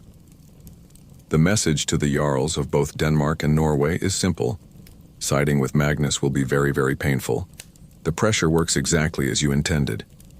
In Norway, the chieftains and landowners grow restless. They admire their young King Magnus, but they have no desire to be dragged into an endless, bloody civil war against his famous, fearsome, and fabulously wealthy uncle. Advisors flock to the king, urging him to seek a settlement. Historians still argue about King Magnus's initial reaction to the news of his uncle's return. Some sagas suggest he was fearful and intimidated, while others portray him as a confident king making a pragmatic choice to avoid a destructive civil war. Whatever his private feelings, Magnus is a shrewd ruler. He knows a prolonged war would destroy the kingdom he has worked so hard to build. He agrees to negotiate. A formal assembly, a thing, is called near the mouth of the Gota Elv River, the border between kingdoms. It is the most high-stakes family reunion imaginable. Instead of arguing over an inheritance, you are negotiating the division of a crown, and almost everyone present is carrying a very large axe. On one side sits Magnus, young, fair-haired, and regal, the beloved king of Norway. On the other side, you stand, a towering, scarred figure hardened by 15 years of exile and war, your face a mask of cold determination. You do not beg for scraps from your nephew's table. You speak as a man with unshakable leverage. You state your claim as the son of Sigurd Syr and the brother of Saint Olaf. But your true argument is the one you sent ahead of you. You make a proposal of breathtaking audacity. You will bring your entire fortune into the kingdom, merging it with the royal treasury. In an instant, the crown of Norway will become the wealthiest in the north. In exchange for this unparalleled infusion of capital, you demand one thing: to be made co-king. You will not be his subject. You will be his equal. Your negotiating tactic is simple and brutal. This is my massive pile of gold. This is your kingdom. Let's make them one big, happy family with 2 dads. For Magnus, it is an impossible choice. A devastating war against his own uncle, or sharing the throne that is his by right. Pressured by his advisors and faced with your implacable will, he makes the only pragmatic decision he can. He agrees. A sacred oath is sworn before the assembled chieftains. You are now Harald Sigurdsson, co-king of Norway. The 2 of you ride together into the capital city of Nidaros, presenting a fragile public front of unity. The kingdom has 2 kings, but everyone knows that a throne, like a longship, can only have one captain. The uneasy peace is simply a prelude to the inevitable, final contest for absolute power. The joint kingship of Norway is a political experiment doomed from the start. It is like sharing a longhouse with a very large, unpredictable bear. You both technically live there, but no one is ever truly relaxed, and there's a constant, unspoken tension over who is the real master of the house. For a year, you and your nephew, Magnus the Good, circle each other, 2 alpha predators forced into a fragile, unnatural alliance. The court becomes a stage for your subtle and not-so-subtle rivalry. At feasts, you compete for the loyalty of the assembled jarls. You with your tales of the glittering, sophisticated world of Constantinople, he with his inherited legitimacy and the aura of his sainted father. The differences between you are stark. Magnus is pious, careful, and beloved by the people who see him as the rightful heir. You are worldly, ruthless, and feared. Where he persuades, you command. The anecdotes of your conflicts become legendary. In one famous incident during a feast, Magnus is given the high seat, and you are seated lower down. You sit and glare, twisting a leather strap in your powerful hands, your silence more menacing than any threat.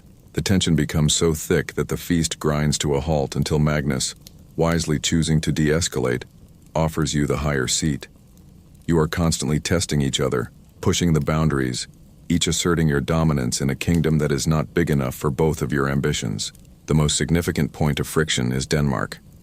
You have a sworn oath with Svein Estridsson, the man you pledged to help win the Danish throne.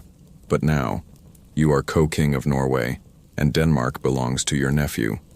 Your alliance with Svein is a profound embarrassment and a strategic nightmare for Magnus. He has no intention of surrendering his second kingdom, and you are honor-bound to his greatest enemy. The arrangement is unsustainable. Ultimately, you agree to do the one thing Norse kings are expected to do in the summer. You go campaigning. You and Magnus gather the Norwegian war fleet for a joint expedition to Denmark, ostensibly to cement your rule there, once and for all. It is a show of unity, but beneath the surface the purpose is fractured. Magnus intends to crush Svein. You intend to lead the army and demonstrate that you are the true military power in the partnership. The great fleet sails south, a forest of dragon-proud ships cutting through the gray waters. The combined might of Norway united under its two kings. It is on this campaign that fate, or something that looks a lot like it, intervenes. In Denmark, far from home and in the prime of his life, King Magnus, just 23 years old, is struck down. The accounts are confused and contradictory. Some say he slipped on a wet gangplank and hit his head. Others say he fell from a spooked horse. Still others claim he was taken by a sudden violent illness. Whatever the cause, the result is the same. The young, vibrant king is dying. You are there at his side. Historians still argue about the true cause of Magnus's death. While contemporary sources mention illness or an accident, the sheer convenience for Harald has led to centuries of speculation about the possibility of foul play, though no direct evidence exists. You look down at your nephew, his face pale with sweat, his breathing shallow, and you must feel the strange, powerful pull of destiny. The Norse have a concept for it, Konungshamingja, the king's luck. It is a supernatural aura of fortune that clings to a true and mighty king. In this moment, it is clear to everyone that Magnus's luck has run out, and yours is burning with the heat of a forge. Fate, it seems, has a wonderful sense of dramatic timing. With his final breaths, Magnus the Good makes his will known. It is a proclamation that will shape the future of Scandinavia. To his sworn enemy, Svein Estridsson, he bequeaths the kingdom of Denmark, ending the long and costly war. And to you, his uncle, his rival, his co-ruler, he leaves the kingdom of Norway, whole and undivided. And just like that, it is over. The Gordian knot of your co-reign is sliced in two by a single inexplicable death. You did not have to raise an army against your nephew. You did not have to become a kinslayer, the most cursed of all titles. The obstacle to your absolute power has been removed by an act of God or a slippery piece of wood. The Norwegian chieftains, seeing the hand of fate and faced with your undeniable presence, accept the dying king's decree. You are no longer Harald the Co-King. You are Harald Sigurdsson, the sole and undisputed king of all Norway. You have come home. You have conquered. And your real reign, the reign of Hardrada, the hard ruler, is about to begin. You are the king. The words feel as natural to you as the leather grip of an axe. But the crown of Norway rests uneasily on your head. The kingdom you've inherited is not the centralized powerhouse you knew in Byzantium. It is a loose confederation of powerful jarls and proud landowners who view the king as a first among equals, a leader in war but not an absolute master in peace. They loved your nephew Magnus, who respected their traditions and their autonomy. They look at you, the returned exile with foreign ways and an army of foreign-trained killers, with deep suspicion. They are about to learn that you have no intention of being first among equals. You intend to be the first and only. Your reign begins with a series of shocks to their system. Drawing on your experiences in Kiev and Constantinople, you set about forging Norway into a kingdom in your own image. You declare that foreign trade is now a royal monopoly, its profits flowing directly to you. You establish a new, standardized silver currency, the first of its kind in Norway. With every coin stamped with your profile, a constant reminder of whose authority they are spending. You impose taxes that are collected with brutal efficiency by your royal agents. Your approach to governing is less about winning hearts and minds, and more about reminding everyone that you have a very large army and are not afraid to use it. It's surprisingly effective. This is the era in which you truly earn your name. The name whispered in the sagas for 1,000 years. Hardrada, the hard ruler, the stern council. It is a name you earn every day with every decree that strips power from the old aristocracy and concentrates it in your hands. Naturally, they do not accept this quietly. The resistance is centered in the region of Trøndelag, the traditional heartland of the great jarls, the same families who once stood against your brother Olaf. Their leader is a man named Einar Tambarskjalfir, an old, powerful, and deeply respected chieftain who represents everything you are trying to destroy. He is the last great bastion of the old way, and he openly defies your new taxes and edicts. You decide to make an example of him, one that no one will ever forget. You do not challenge him to a battle. That would grant him an honorable end. You employ the cold, ruthless pragmatism of the Byzantine court. You invite Einar and his son to your royal estate for a parley, a peace negotiation. They arrive under a flag of truce, expecting a tense but civilized debate. The Norwegian jarls quickly learn that a friendly chat with their new king often ends with them becoming significantly shorter, usually by a head. You receive them in your hall, and as soon as they are seated, you give a signal. Your Varangian housecarls, men loyal to your gold and not to Norwegian tradition, step from the shadows and cut down the unarmed chieftain and his son where they sit.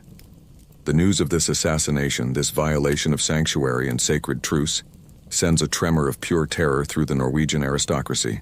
You have shown them that there is no line you will not cross to enforce your will. Resistance is not just futile, it is fatal. One by one, the other powerful jarls fall silent, their defiance melting away into grudging, fearful obedience. Historians still argue whether Harald's hard rule was a necessary nation-building process that laid the foundation for the later Norwegian state, or the tyrannical actions of a man shaped by the autocratic political systems of Byzantium and the Rus. From your perspective, it is simply what is necessary. With the internal opposition crushed, you continue your work. You are more than a warrior, you are a builder. You travel the length of your kingdom, not just as a conqueror, but as an administrator. In a sheltered inlet at the head of a long fjord, you see a perfect location for a new trading hub and royal center. There, around the year 1049, you establish a new town, a town called Oslo. It is another piece of your vision, a new capital for a new kind of Norway. With your kingdom now bent to your will, your treasury overflowing from trade and taxes, and your power absolute, you might have been expected to rest. But you are Harald Hardrada, a man forged in constant motion in perpetual war. Your restless gaze turns south to Denmark, to the kingdom your nephew gave away on his deathbed, to the man who was once your ally, King Svein Estridsson.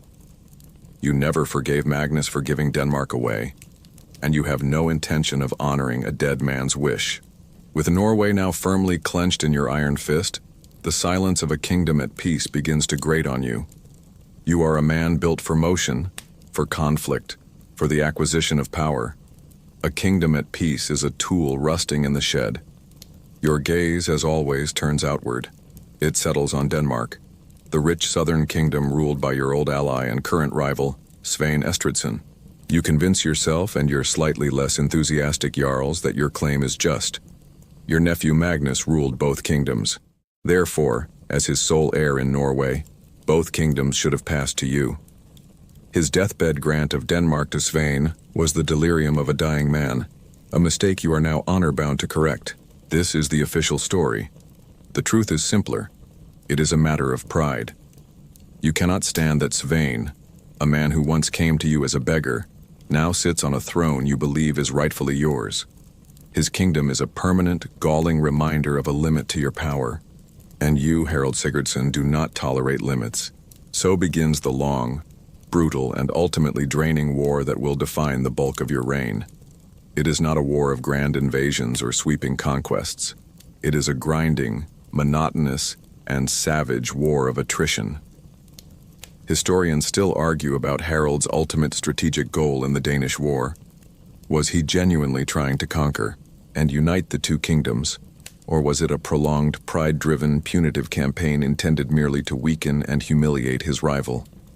Whatever the grand strategy, the tactics are simple and terrifyingly consistent. Every spring you muster the Ledang, the naval levy of all free Norwegian men. Hundreds of ships, a fleet of sea wolves, gather in the fjords, and every summer you fall upon the coast of Denmark like a plague. Your annual schedule becomes remarkably predictable. Spring, gather the fleet. Summer, burn Denmark. Autumn, sail home with plunder and slaves. Winter, sit in your hall in Nidaros, complain that Svein is somehow still king, and plan next year's campaign. It's the 11th century equivalent of a really aggressive annual vacation. You are a master of this kind of warfare. You are the Bulgar burner, and you apply those same lessons to the Danish Isles. You never give Svein the pitched battle he can't win. Instead, you bleed his kingdom, farm by farm, village by village. Your longships appear without warning off the coast of Funen or Zealand. Your Varangian veterans and Norwegian warriors storm ashore, overwhelming the local defenses. You burn the harvest in the fields, slaughter the livestock, loot the churches, and carry off thousands of captives to be sold or serve as thralls in Norway. In one particularly devastating raid, you sail up the Schleifjord to the ancient legendary trading metropolis of Hedeby. For centuries it has been the commercial heart of the Viking world, a bustling hub of trade connecting Scandinavia to the rest of Europe. You sack it, plunder it, and then you burn it to the ground so thoroughly that it is never resettled. The destruction of Hedeby is a message to the entire north. Nothing is safe from your wrath. Yet for all the destruction you cannot win. Your opponent Svein is your perfect opposite. He is not a great general, but he is a masterful survivor. He knows he cannot defeat your fleet at sea, so he refuses to fight on your terms. He is an expert at the strategic art of not being there when you show up with 300 ships and a bad attitude. When your fleet is sighted, he and his army melt into the interior of the country. You can burn the coast, but you cannot occupy the entire kingdom. The moment your ships disappear over the horizon for the winter, Svein emerges, reasserts his authority, and begins to rebuild. He is a politician, not a warlord. He soothes the wounds of his jarls, promises revenge, and holds his battered kingdom together through sheer diplomatic skill and stubbornness. For nearly 2 decades, this bloody, pointless cycle continues. The war becomes a personal obsession. The plunder from the raids keeps your treasury full and your warriors paid. But the ultimate prize, the crown of Denmark, remains tantalizingly out of reach. The long war drains Norway of its young men and strains the loyalty of your jarls, who grow weary of the endless campaigns that achieve no final victory. Still, you cannot stop. Your pride is too deeply invested. The feud between you and Svein has become the central grinding engine of your life as king. The long grinding war has reached its breaking point. More than a decade of raids has devastated Denmark, but has failed to dislodge your stubborn rival, Svein Estridsson. Your patience, a famously shallow well to begin with, has finally run dry. The year is 1062. You decide that this summer will be different. There will be no more tiptoeing around the edges, no more burning of farms. You will force a final decisive confrontation. You muster the largest fleet Norway has seen in a generation. Some sources claim as many as 300 ships. You have brought so many longships to this fight that you are causing a naval traffic jam in the Kattegat. This is not a raiding party. It is an invasion force, and its sole purpose is to find and destroy the Danish fleet. You issue a direct public challenge to Svein, carried by merchants and messengers across the north. Meet you at the mouth of the Niso River on the coast of Halland, or be known forever as a coward. It is a challenge to his honor he cannot refuse. His kingdom is bleeding. His jarls are wavering, and to decline now would be to admit defeat. He gathers every ship he can find, mustering a fleet that is reportedly even larger than your own. The stage is set for one of the last great Viking naval battles. On the eve of the battle, your supreme, almost divine self-confidence is on full display. In a gesture of pure arrogance, you reportedly send a message to Svein noting that he is a pious man, and it is the eve of a holy day, and you would not wish to send him to his maker without a final prayer. You offer him safe passage to retreat. Then, in an even stranger move, you dismiss the Finnish contingent of your own army. These men were feared for their skills in Gandr, a form of Norse magic, and you declare that you want a clean, honorable victory without the stain of sorcery. It is the act of a man who believes his own personal king as luck is more powerful than any enchantment. As dusk falls, the two fleets face each other across the calm water. The air is heavy with anticipation. The only sounds the creak of timber, the cry of gulls, and the low murmur of thousands of warriors preparing to fight. The battle begins with the mournful blast of war horns. Your fleet surges forward. The classic tactic is employed. The largest ships, including your own magnificent flagship, the Draken, are lashed together in the center, creating a massive floating fortress of shields and spears. The crash of the two fleets meeting is a sound like the world splitting open, a thunderous splintering of oars and prows. The battle immediately devolves into a colossal infantry brawl on a floating, unstable battlefield. There is no room for maneuver, only sheer, unrelenting ferocity. You stand at the prow of the Draken, your great axe rising and falling, your voice a roar that cuts through the din. The fighting is savage. Men hack at each other across the railings, leap into enemy ships, and wrestle in the slick of blood and seawater, dragging each other into the cold, dark depths. For hours, the battle hangs in the balance. The Danish numbers are beginning to tell. Your men are tiring, and on the southern flank, the Danish line begins to push your ships back. But you have one final card to play. One of your most powerful jarls, Håkon Ivarsson, has been holding his squadron of ships in reserve, just out of the main fray. Historians still argue about Håkon Ivarsson's role in the battle. The sagas are ambiguous as to whether he deliberately held back as part of your master plan for a flanking attack, or if he was a reluctant ally who only joined the fray when he saw which way the tide was turning. Either way, at the moment of crisis, Håkon's fresh squadron smashes into the exposed Danish flank. The effect is immediate and devastating. The Danish line, already committed and exhausted, buckles and then shatters. Panic spreads through their fleet. Ships that can disentangle themselves turn to flee, while others are surrounded and overwhelmed. The battle turns into a slaughter. By dawn, the sea is littered with the wreckage of the Danish fleet. You have captured or sunk more than 70 of their ships. It is a victory of stunning absolute totality. But in the aftermath, as you stand on the deck of the Draken surveying your triumph, the bitter truth emerges. King Svein is gone. Once again, he has proven that his greatest military skill is becoming miraculously absent whenever an axe is swung in his general direction. He slipped away in the chaos, disguising himself and escaping to the shore. You have annihilated his fleet, won the greatest naval victory of your age, but you have not captured the king. You have won the battle, but somehow, you still have not won the war.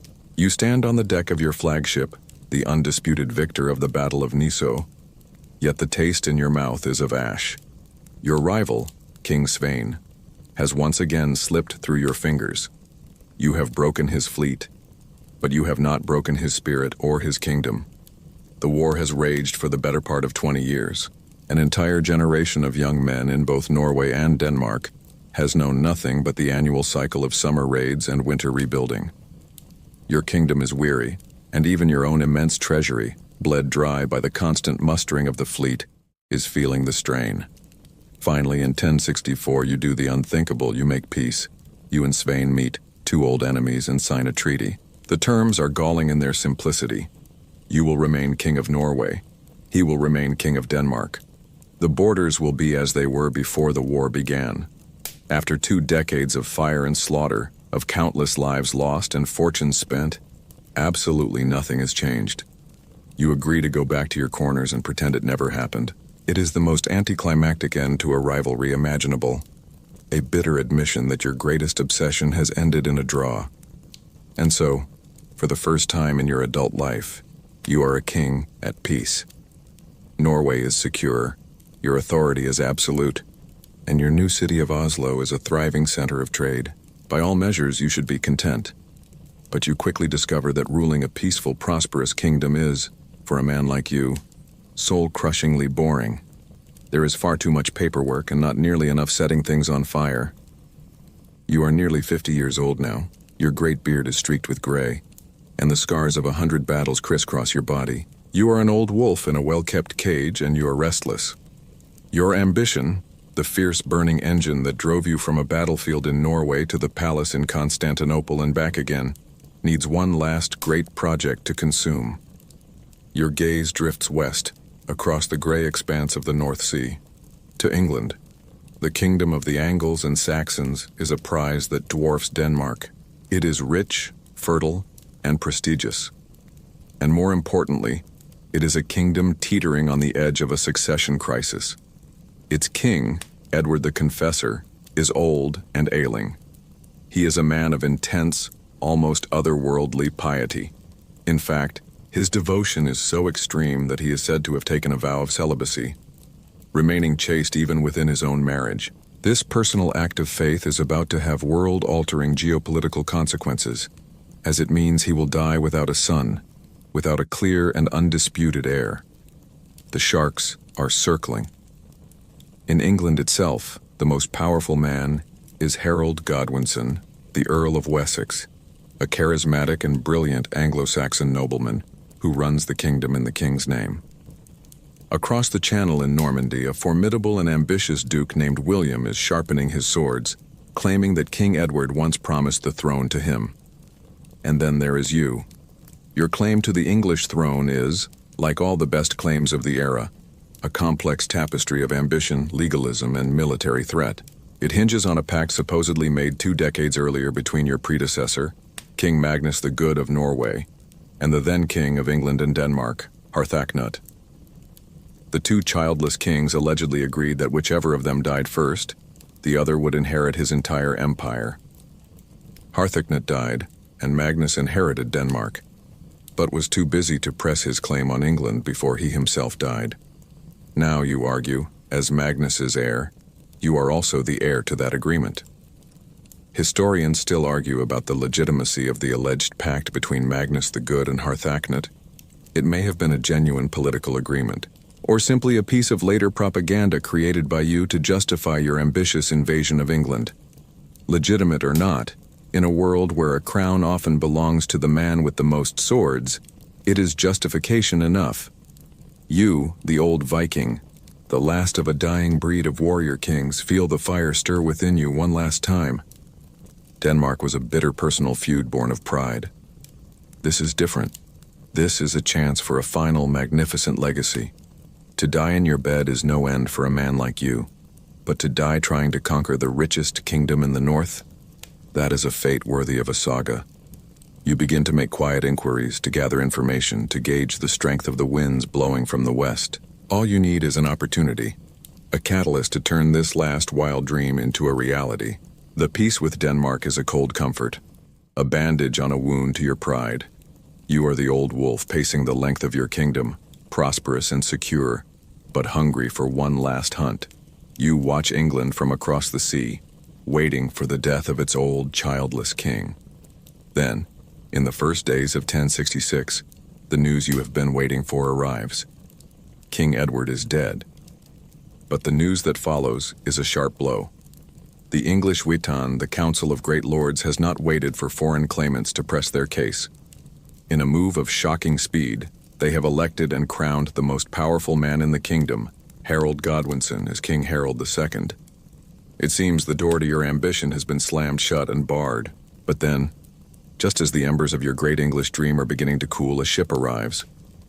On board is a man whose heart is a furnace of rage and vengeance, a man who holds the key to the kingdom you desire.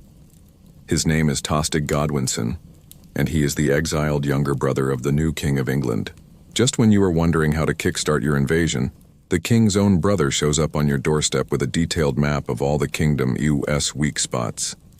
It is the kind of staggering luck that could make a man believe in the old gods again. You receive him in your great hall. Tostig is a compelling figure, a man consumed by a sense of righteous betrayal. He tells you his story. He had been the Earl of Northumbria, the wild and powerful northern third of England. But his rule was harsh, his taxes were heavy, and his people rose up against him, driving him from his lands. He fled south to his brother, King Edward, expecting the crown to support him. But his own brother, Harald Godwinson, seeking to pacify the powerful north, sided with the rebels and confirmed his exile. Now that Harald is king, Tostig's banishment is permanent. He is a man with nothing left to lose, and his hatred for the brother he believes betrayed him is a palpable force. Historians still argue about Tostig's true motivations. Was he a genuinely wronged man seeking justice, or a power-hungry traitor willing to burn down his own country to spite his brother and regain his position? Looking at the fire in his eyes, you suspect it's a healthy mixture of both. Tostig has been shopping for an ally. He first went to Normandy to petition Duke William, who offered him little more than vague encouragement. You are his last, best hope, and his offer to you is irresistible. He tells you that the north of England seethes with resentment against the south and its new southern king. He, Tostig, is still popular with some factions there. He knows the land, the politics, the defenses, the harbors, and the minds of the men who rule there. He offers you this invaluable insider's knowledge. With him at your side, you will not be seen merely as a foreign Viking marauder. You will be seen as an agent of justice, helping a legitimate English earl reclaim his stolen lands from a usurper king. He will be your Trojan horse. You listen, your mind, honed by decades of Byzantine intrigue and Scandinavian power politics, calculating the odds. The risks are immense. This would be the largest amphibious invasion launched from Norway in living memory. But the prize is England. Tostig is offering you the perfect pretext, the perfect partner. This alliance is a classic partnership of convenience. He provides the local knowledge and the political cover. You provide the several hundred shiploads of heavily armed Norsemen. It is a match made in Valhalla. You look at the exiled earl, his face a mask of bitter ambition, and you see a reflection of your own younger self. The landless prince willing to do anything to reclaim what he believed was his. You strike the deal. A great oath is sworn. You will muster the full might of Norway and invade England. When the country is conquered, you will be its high king, and Tostig will be restored to his earldom, a powerful viceroy in the north. The decision is made. The die is cast. The long, boring peace is over. A jolt of pure, youthful energy seems to surge through your old bones. You send out the call. The war arrow is passed from fjord to fjord. The order is given to muster the ladang. The shipyards thunder with the sound of hammers. The forests echo with the crash of falling trees. The great Norwegian war machine, quiet for 2 long years, roars back to life. But this time, when the sails are hoisted and the prows turn to the open sea, they will not point south to the familiar coasts of Denmark. They will point west, to England, to destiny. The pact is sealed, and a current of raw energy electrifies your kingdom. All through the spring and summer of 1066, Norway transforms into a vast military camp. The summons for the full ladang has gone out, a call not for a summer raid, but for a war of kings. From the deepest, darkest fjords of the west to the bustling trading towns in the south, the land is alive with the preparations for war. Trees fall in the forests to be shaped into new oars and masts. The anvils of 1,000 smiths ring day and night, forging new spearheads, sharpening old ancestral swords, and riveting plates of chainmail. Mobilizing an entire kingdom for war is a monumental task. You have to ensure every man has a shield, an axe, and enough salted fish to get him to England and back. The paperwork alone is a nightmare. Slowly the fleet begins to gather at the Solent Islands, a traditional mustering point where the Sonefjord meets the open sea. It is a sight to awe the gods themselves. Historians still argue about the exact size of your invasion force. While the Anglo-Saxon Chronicle famously mentions 300 ships, this may be a round number, though all sources agree it was an exceptionally large and powerful fleet for the era. Day by day, more ships arrive, their brightly painted, striped sails a riot of color against the gray cliffs and green hills. There are the sleek, dragon-proud longships, the true warships carrying 60 or more men each. Then there are the broader, deeper nars, the cargo vessels loaded with supplies, horses, and extra barrels of arrows.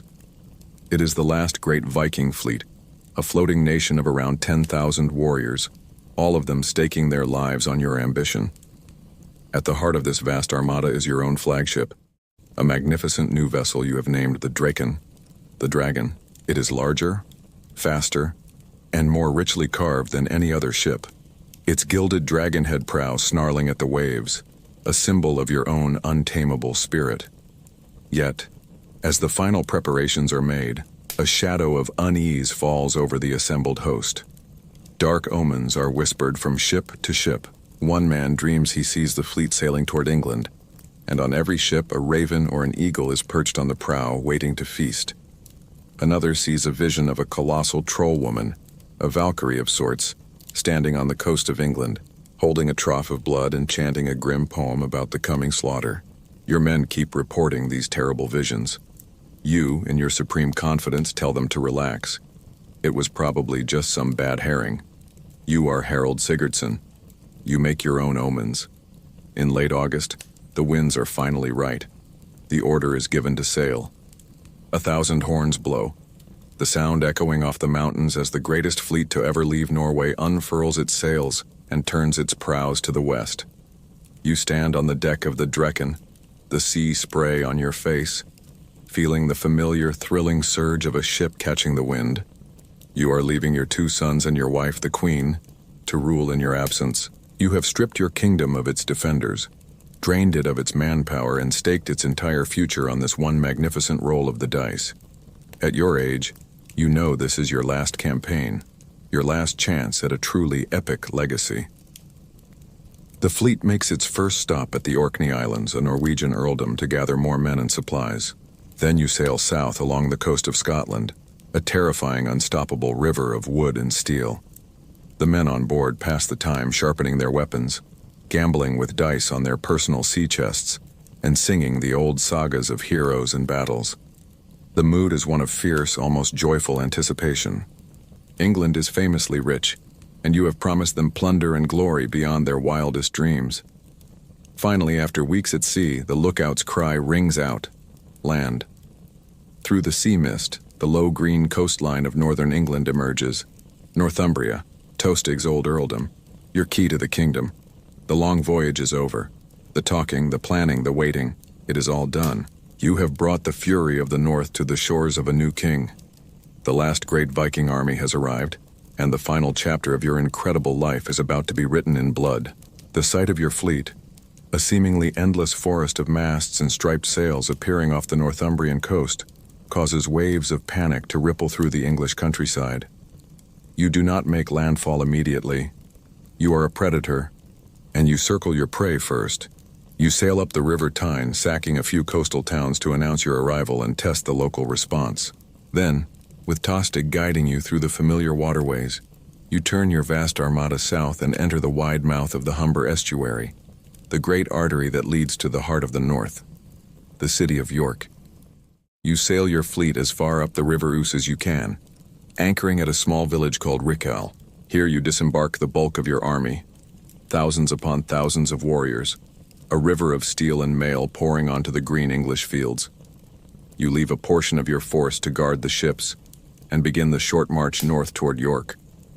Capturing the city is your primary objective. It is the capital of the north, and with its fall, you expect the entire region to submit to your rule. But the English are not idle. The 2 young earls who rule the north, Morcar of Northumbria, the man who replaced Tostig, and his brother Edwin of Mercia, are brave and determined. They have frantically gathered their own army, the Northern Fyrd, a levy of thanes and farmers fighting to defend their own homes. They are heavily outnumbered, but they are on their own soil. They march south from York to meet you, choosing their ground with care. The welcome party the English have prepared for you is several thousand angry men with spears, lined up to block the road. It's not quite the warm greeting Tostig had promised, but it will have to do. They make their stand at a place called Fulford Gate just outside the city. The name is a relic of the Old Norse influence in this region. Gata is the Norse word for road. They have positioned themselves cleverly, with the deep channel of the River Ouse protecting their right flank, and a wide marshy drainage ditch called Germany Beck protecting their left. They are daring you to attack them head-on. You are happy to oblige. The battle, when it begins on the 20th of September, is a chaotic, brutal, and desperately fought affair. It is a head-on collision of 2 shield walls, a grinding, savage contest of stamina and raw courage. You and Tostig command the main line, and for hours, the battle is a bloody stalemate. The English, fighting with the ferocity of men defending their homes, hold their ground and in some places even begin to push your veteran warriors back. The ditch is choked with the bodies of the fallen, and the river beside them runs red. Historians still argue about the exact numbers involved at Fulford, but it was undoubtedly a major engagement, with thousands of men on each side, making it one of the bloodiest battles fought on English soil that year. But as the battle rages, you are not just fighting, you are analyzing. You see that while the English line is strong, it is stretched thin to cover the ground between the river and the marsh. They have put all their strength into the shield wall, with few reserves. You spot their weakness. While the main lines are locked in a death struggle, you give a quiet order to a contingent of your best warriors, the Varangians who have followed you from Constantinople. You send them on a wide, looping march, through the difficult, boggy ground of the marsh that the English believe is impassable. It is a grueling maneuver, wading through waist-deep mud and water. But your professionals are disciplined. They emerge, mud-soaked and grim-faced, on the exposed flank of the English army. The English, focused entirely on the desperate struggle to their front, see them too late. Your men crash into their flank with a terrifying roar. The English shield wall, the anchor of their entire army, shatters. The disciplined line collapses into a panicked mob. The battle turns from a hard-fought contest into a one-sided slaughter. You press your advantage, and your main force surges forward, crushing the disintegrating English army. The rout is total. Thousands are cut down as they try to flee back to the safety of York. The Northern Fyrd, the only army that stood between you and the conquest of the North, is annihilated. The young earls, Edwin and Morcar, barely escape with their lives. You stand on the battlefield at the end of the day, surrounded by the testament to your victory. The Northern English army fought bravely, but they made one fatal mistake.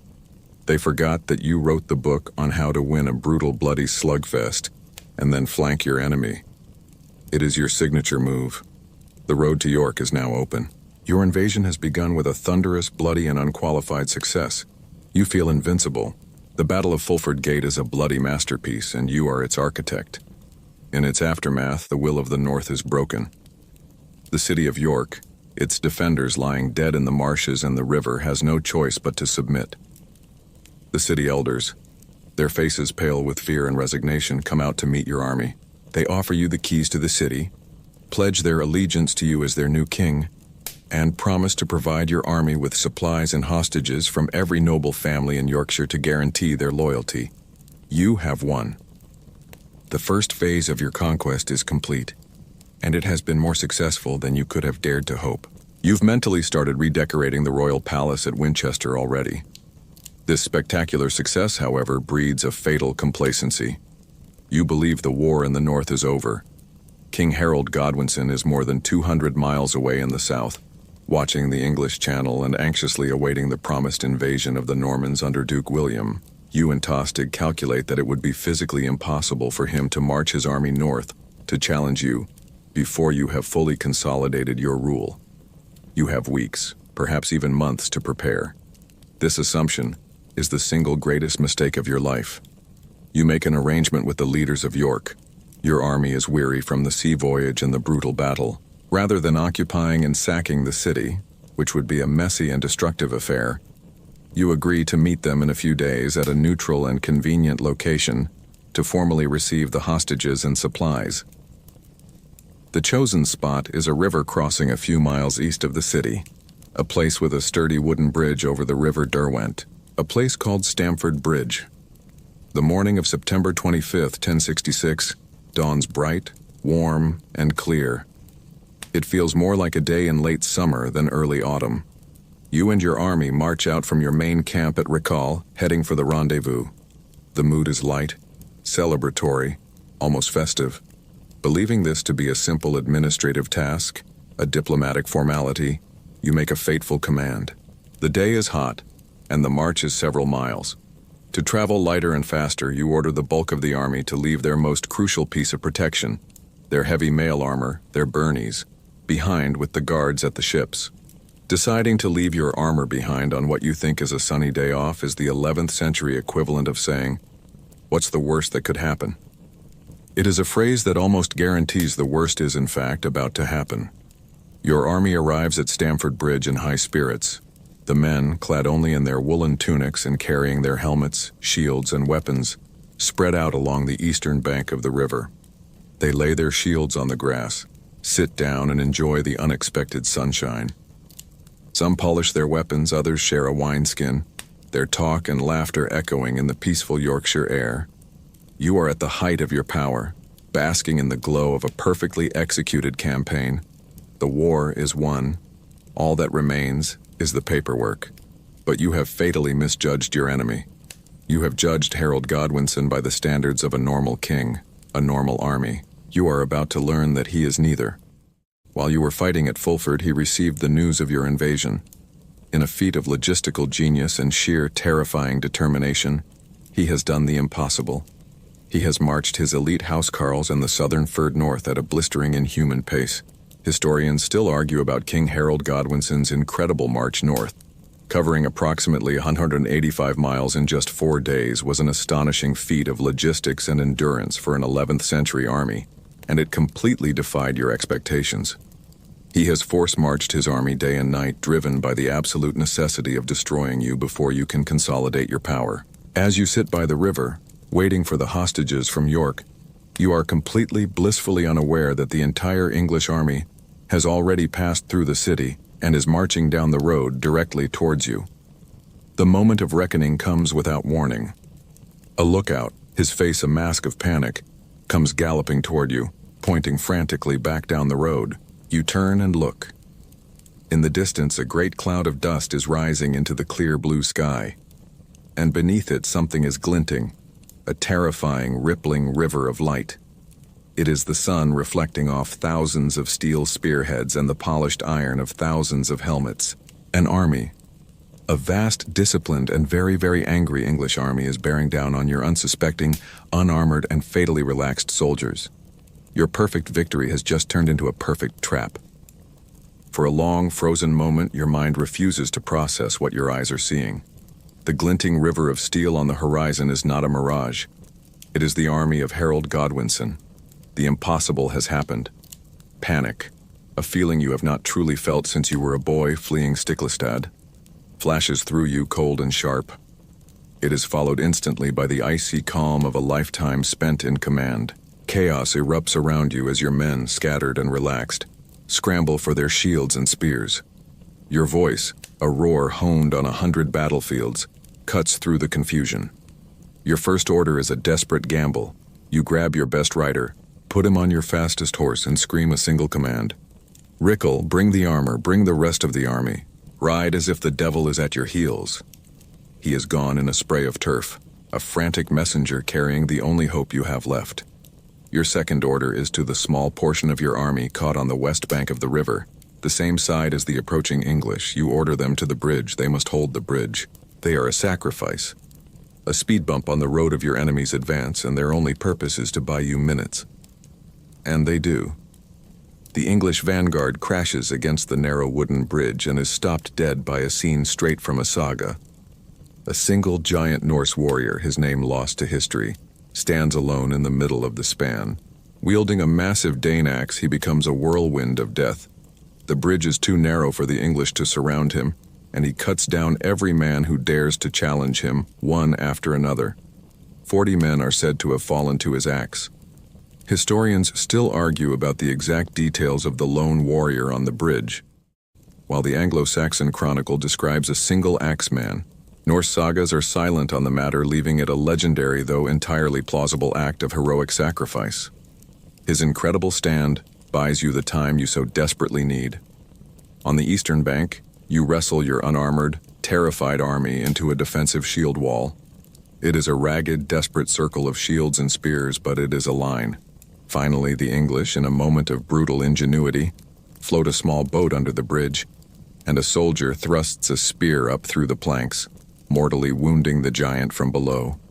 The hero falls, and the English army thunders across. They slam into your shield wall with the force of an ocean wave, and the real battle begins. It is a nightmare. Without your mail shirts, every stray arrow, every spear thrust finds a home. Your men are falling in droves, but they are your veterans, and they do not break. The shield wall holds. You are in the front rank, a giant in a simple tunic. Your royal blood no protection from the common steel of the English fyrd. You fight with the legendary fury of a berserker, the bear-shirt warriors of old, a man possessed. Your great sword, a gift from an emperor, rises and falls, and men die at your feet. You are no longer a king or a general. You are a warrior, fighting for your life, for the lives of your men, for the ashes of your dream. All your life you dreamed of a glorious death in battle that would be sung about for 1,000 years. You probably didn't picture it happening on a Tuesday afternoon, in a field whose name you can't pronounce, while not even wearing your best armor. The battle rages for hours. The reinforcements from Rickall arrive, but they are exhausted from a frantic, miles-long run in full mail, and they are thrown into the meat grinder with no time to rest. Your shield wall is shrinking, the pile of your own dead forming a grim rampart at your feet. Yet, incredibly, you are holding. Seeing a momentary waver in the English line, you seize the chance. You lead a desperate, roaring countercharge, stepping over the bodies of your own men to try and punch a hole through the enemy. You are King Harald Hardrada, the Bulgar burner, the last great Viking, and for a moment, it seems your sheer, indomitable will might be enough. And then it happens. A single random arrow, loosed from a bow 100 yards away, arcs through the chaotic sky.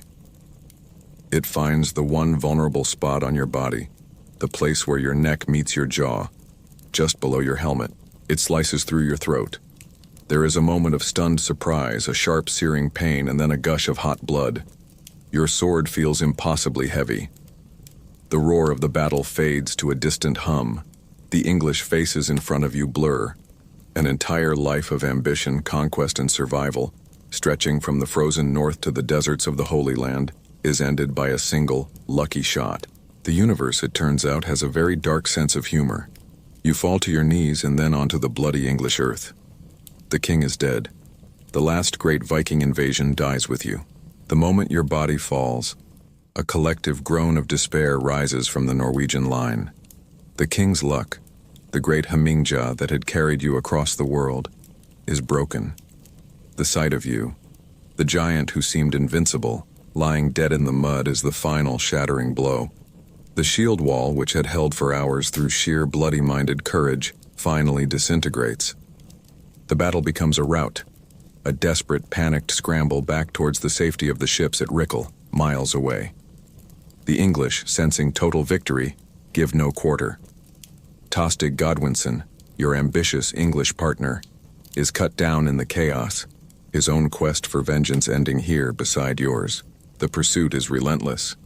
Your exhausted, unarmored men are ridden down and slaughtered in the fields and marshes along the River Derwent. The scale of the catastrophe is difficult to comprehend. Of the vast army you brought to England, perhaps 10,000 strong, only a fraction makes it back to the ships. The pride of Norway, the last great Viking host, has been annihilated. Your young son, Olaf, who you had wisely left to guard the fleet, can do nothing but watch as the bloodied, terrified survivors trickle back. He is forced to surrender to King Harald Godwinson. The English king, in a moment of magnanimity, spares him. He makes Olaf and the surviving jarls swear a solemn oath to never again attack England, and then allows them to take what is left of your grand army and go home. Of the more than 200 ships that sailed from Norway in a wave of triumphant ambition, only 24 are needed to carry the broken remnants home. The fields around Stamford Bridge are said to have been white with the bleached bones of Norsemen for 50 years. Your death marks a definitive, brutal endpoint. You were the last of the old breed, a king forged in the Viking tradition of the roving warrior, the adventurer who sought his fortune at the end of a sword. Your life was a bridge between the Saga Age and the new world of centralized Christian kingdoms. With your death on a field in Yorkshire, that bridge collapses. The Viking Age, as a historical era of large-scale, politically significant Scandinavian expansion, dies with you. Your ambition was its magnificent, fiery funeral pyre. But the story has one final, bitter twist. King Harald Godwinson of England is the triumphant victor. He has defeated the legendary Harald Hardrada and destroyed his army in one of the great victories of English history. His kingdom is safe, but his army is battered, bleeding, and exhausted. And it is in the north of England, hundreds of miles from the coast, he should be watching. Just 3 days after your death, on September 28, 1066, a favorable wind finally picks up in the English Channel. Duke William of Normandy's invasion fleet lands unopposed at Pevensey Bay on the south coast, ER. Historians still argue how decisive a factor the Battle of Stamford Bridge was in Harald Godwinson's subsequent defeat at Hastings. While it undeniably weakened his army and forced a ruinous second march, the battle at Hastings was a close-run thing that could have gone either way. But the facts are undeniable. Harald Godwinson had to turn his weary army around and force-march them over 200 miles south to face a fresh, rested, and heavily armored Norman army. Your final contribution to history, it turns out, was to serve as the world's most violent and elaborate distraction. You were the mighty hammer that, even in defeat, fatally cracked the English shield, clearing the path for the Norman sword. The Viking Age ended at Stamford Bridge, and in doing so, it ensured that the Anglo-Saxon Age would end, just 19 days later, at the Battle of Hastings. And so now, our long journey with the last great Viking king has come to its final, quiet end. The echoes of battle have faded away, and the fields of Yorkshire are green and peaceful once more.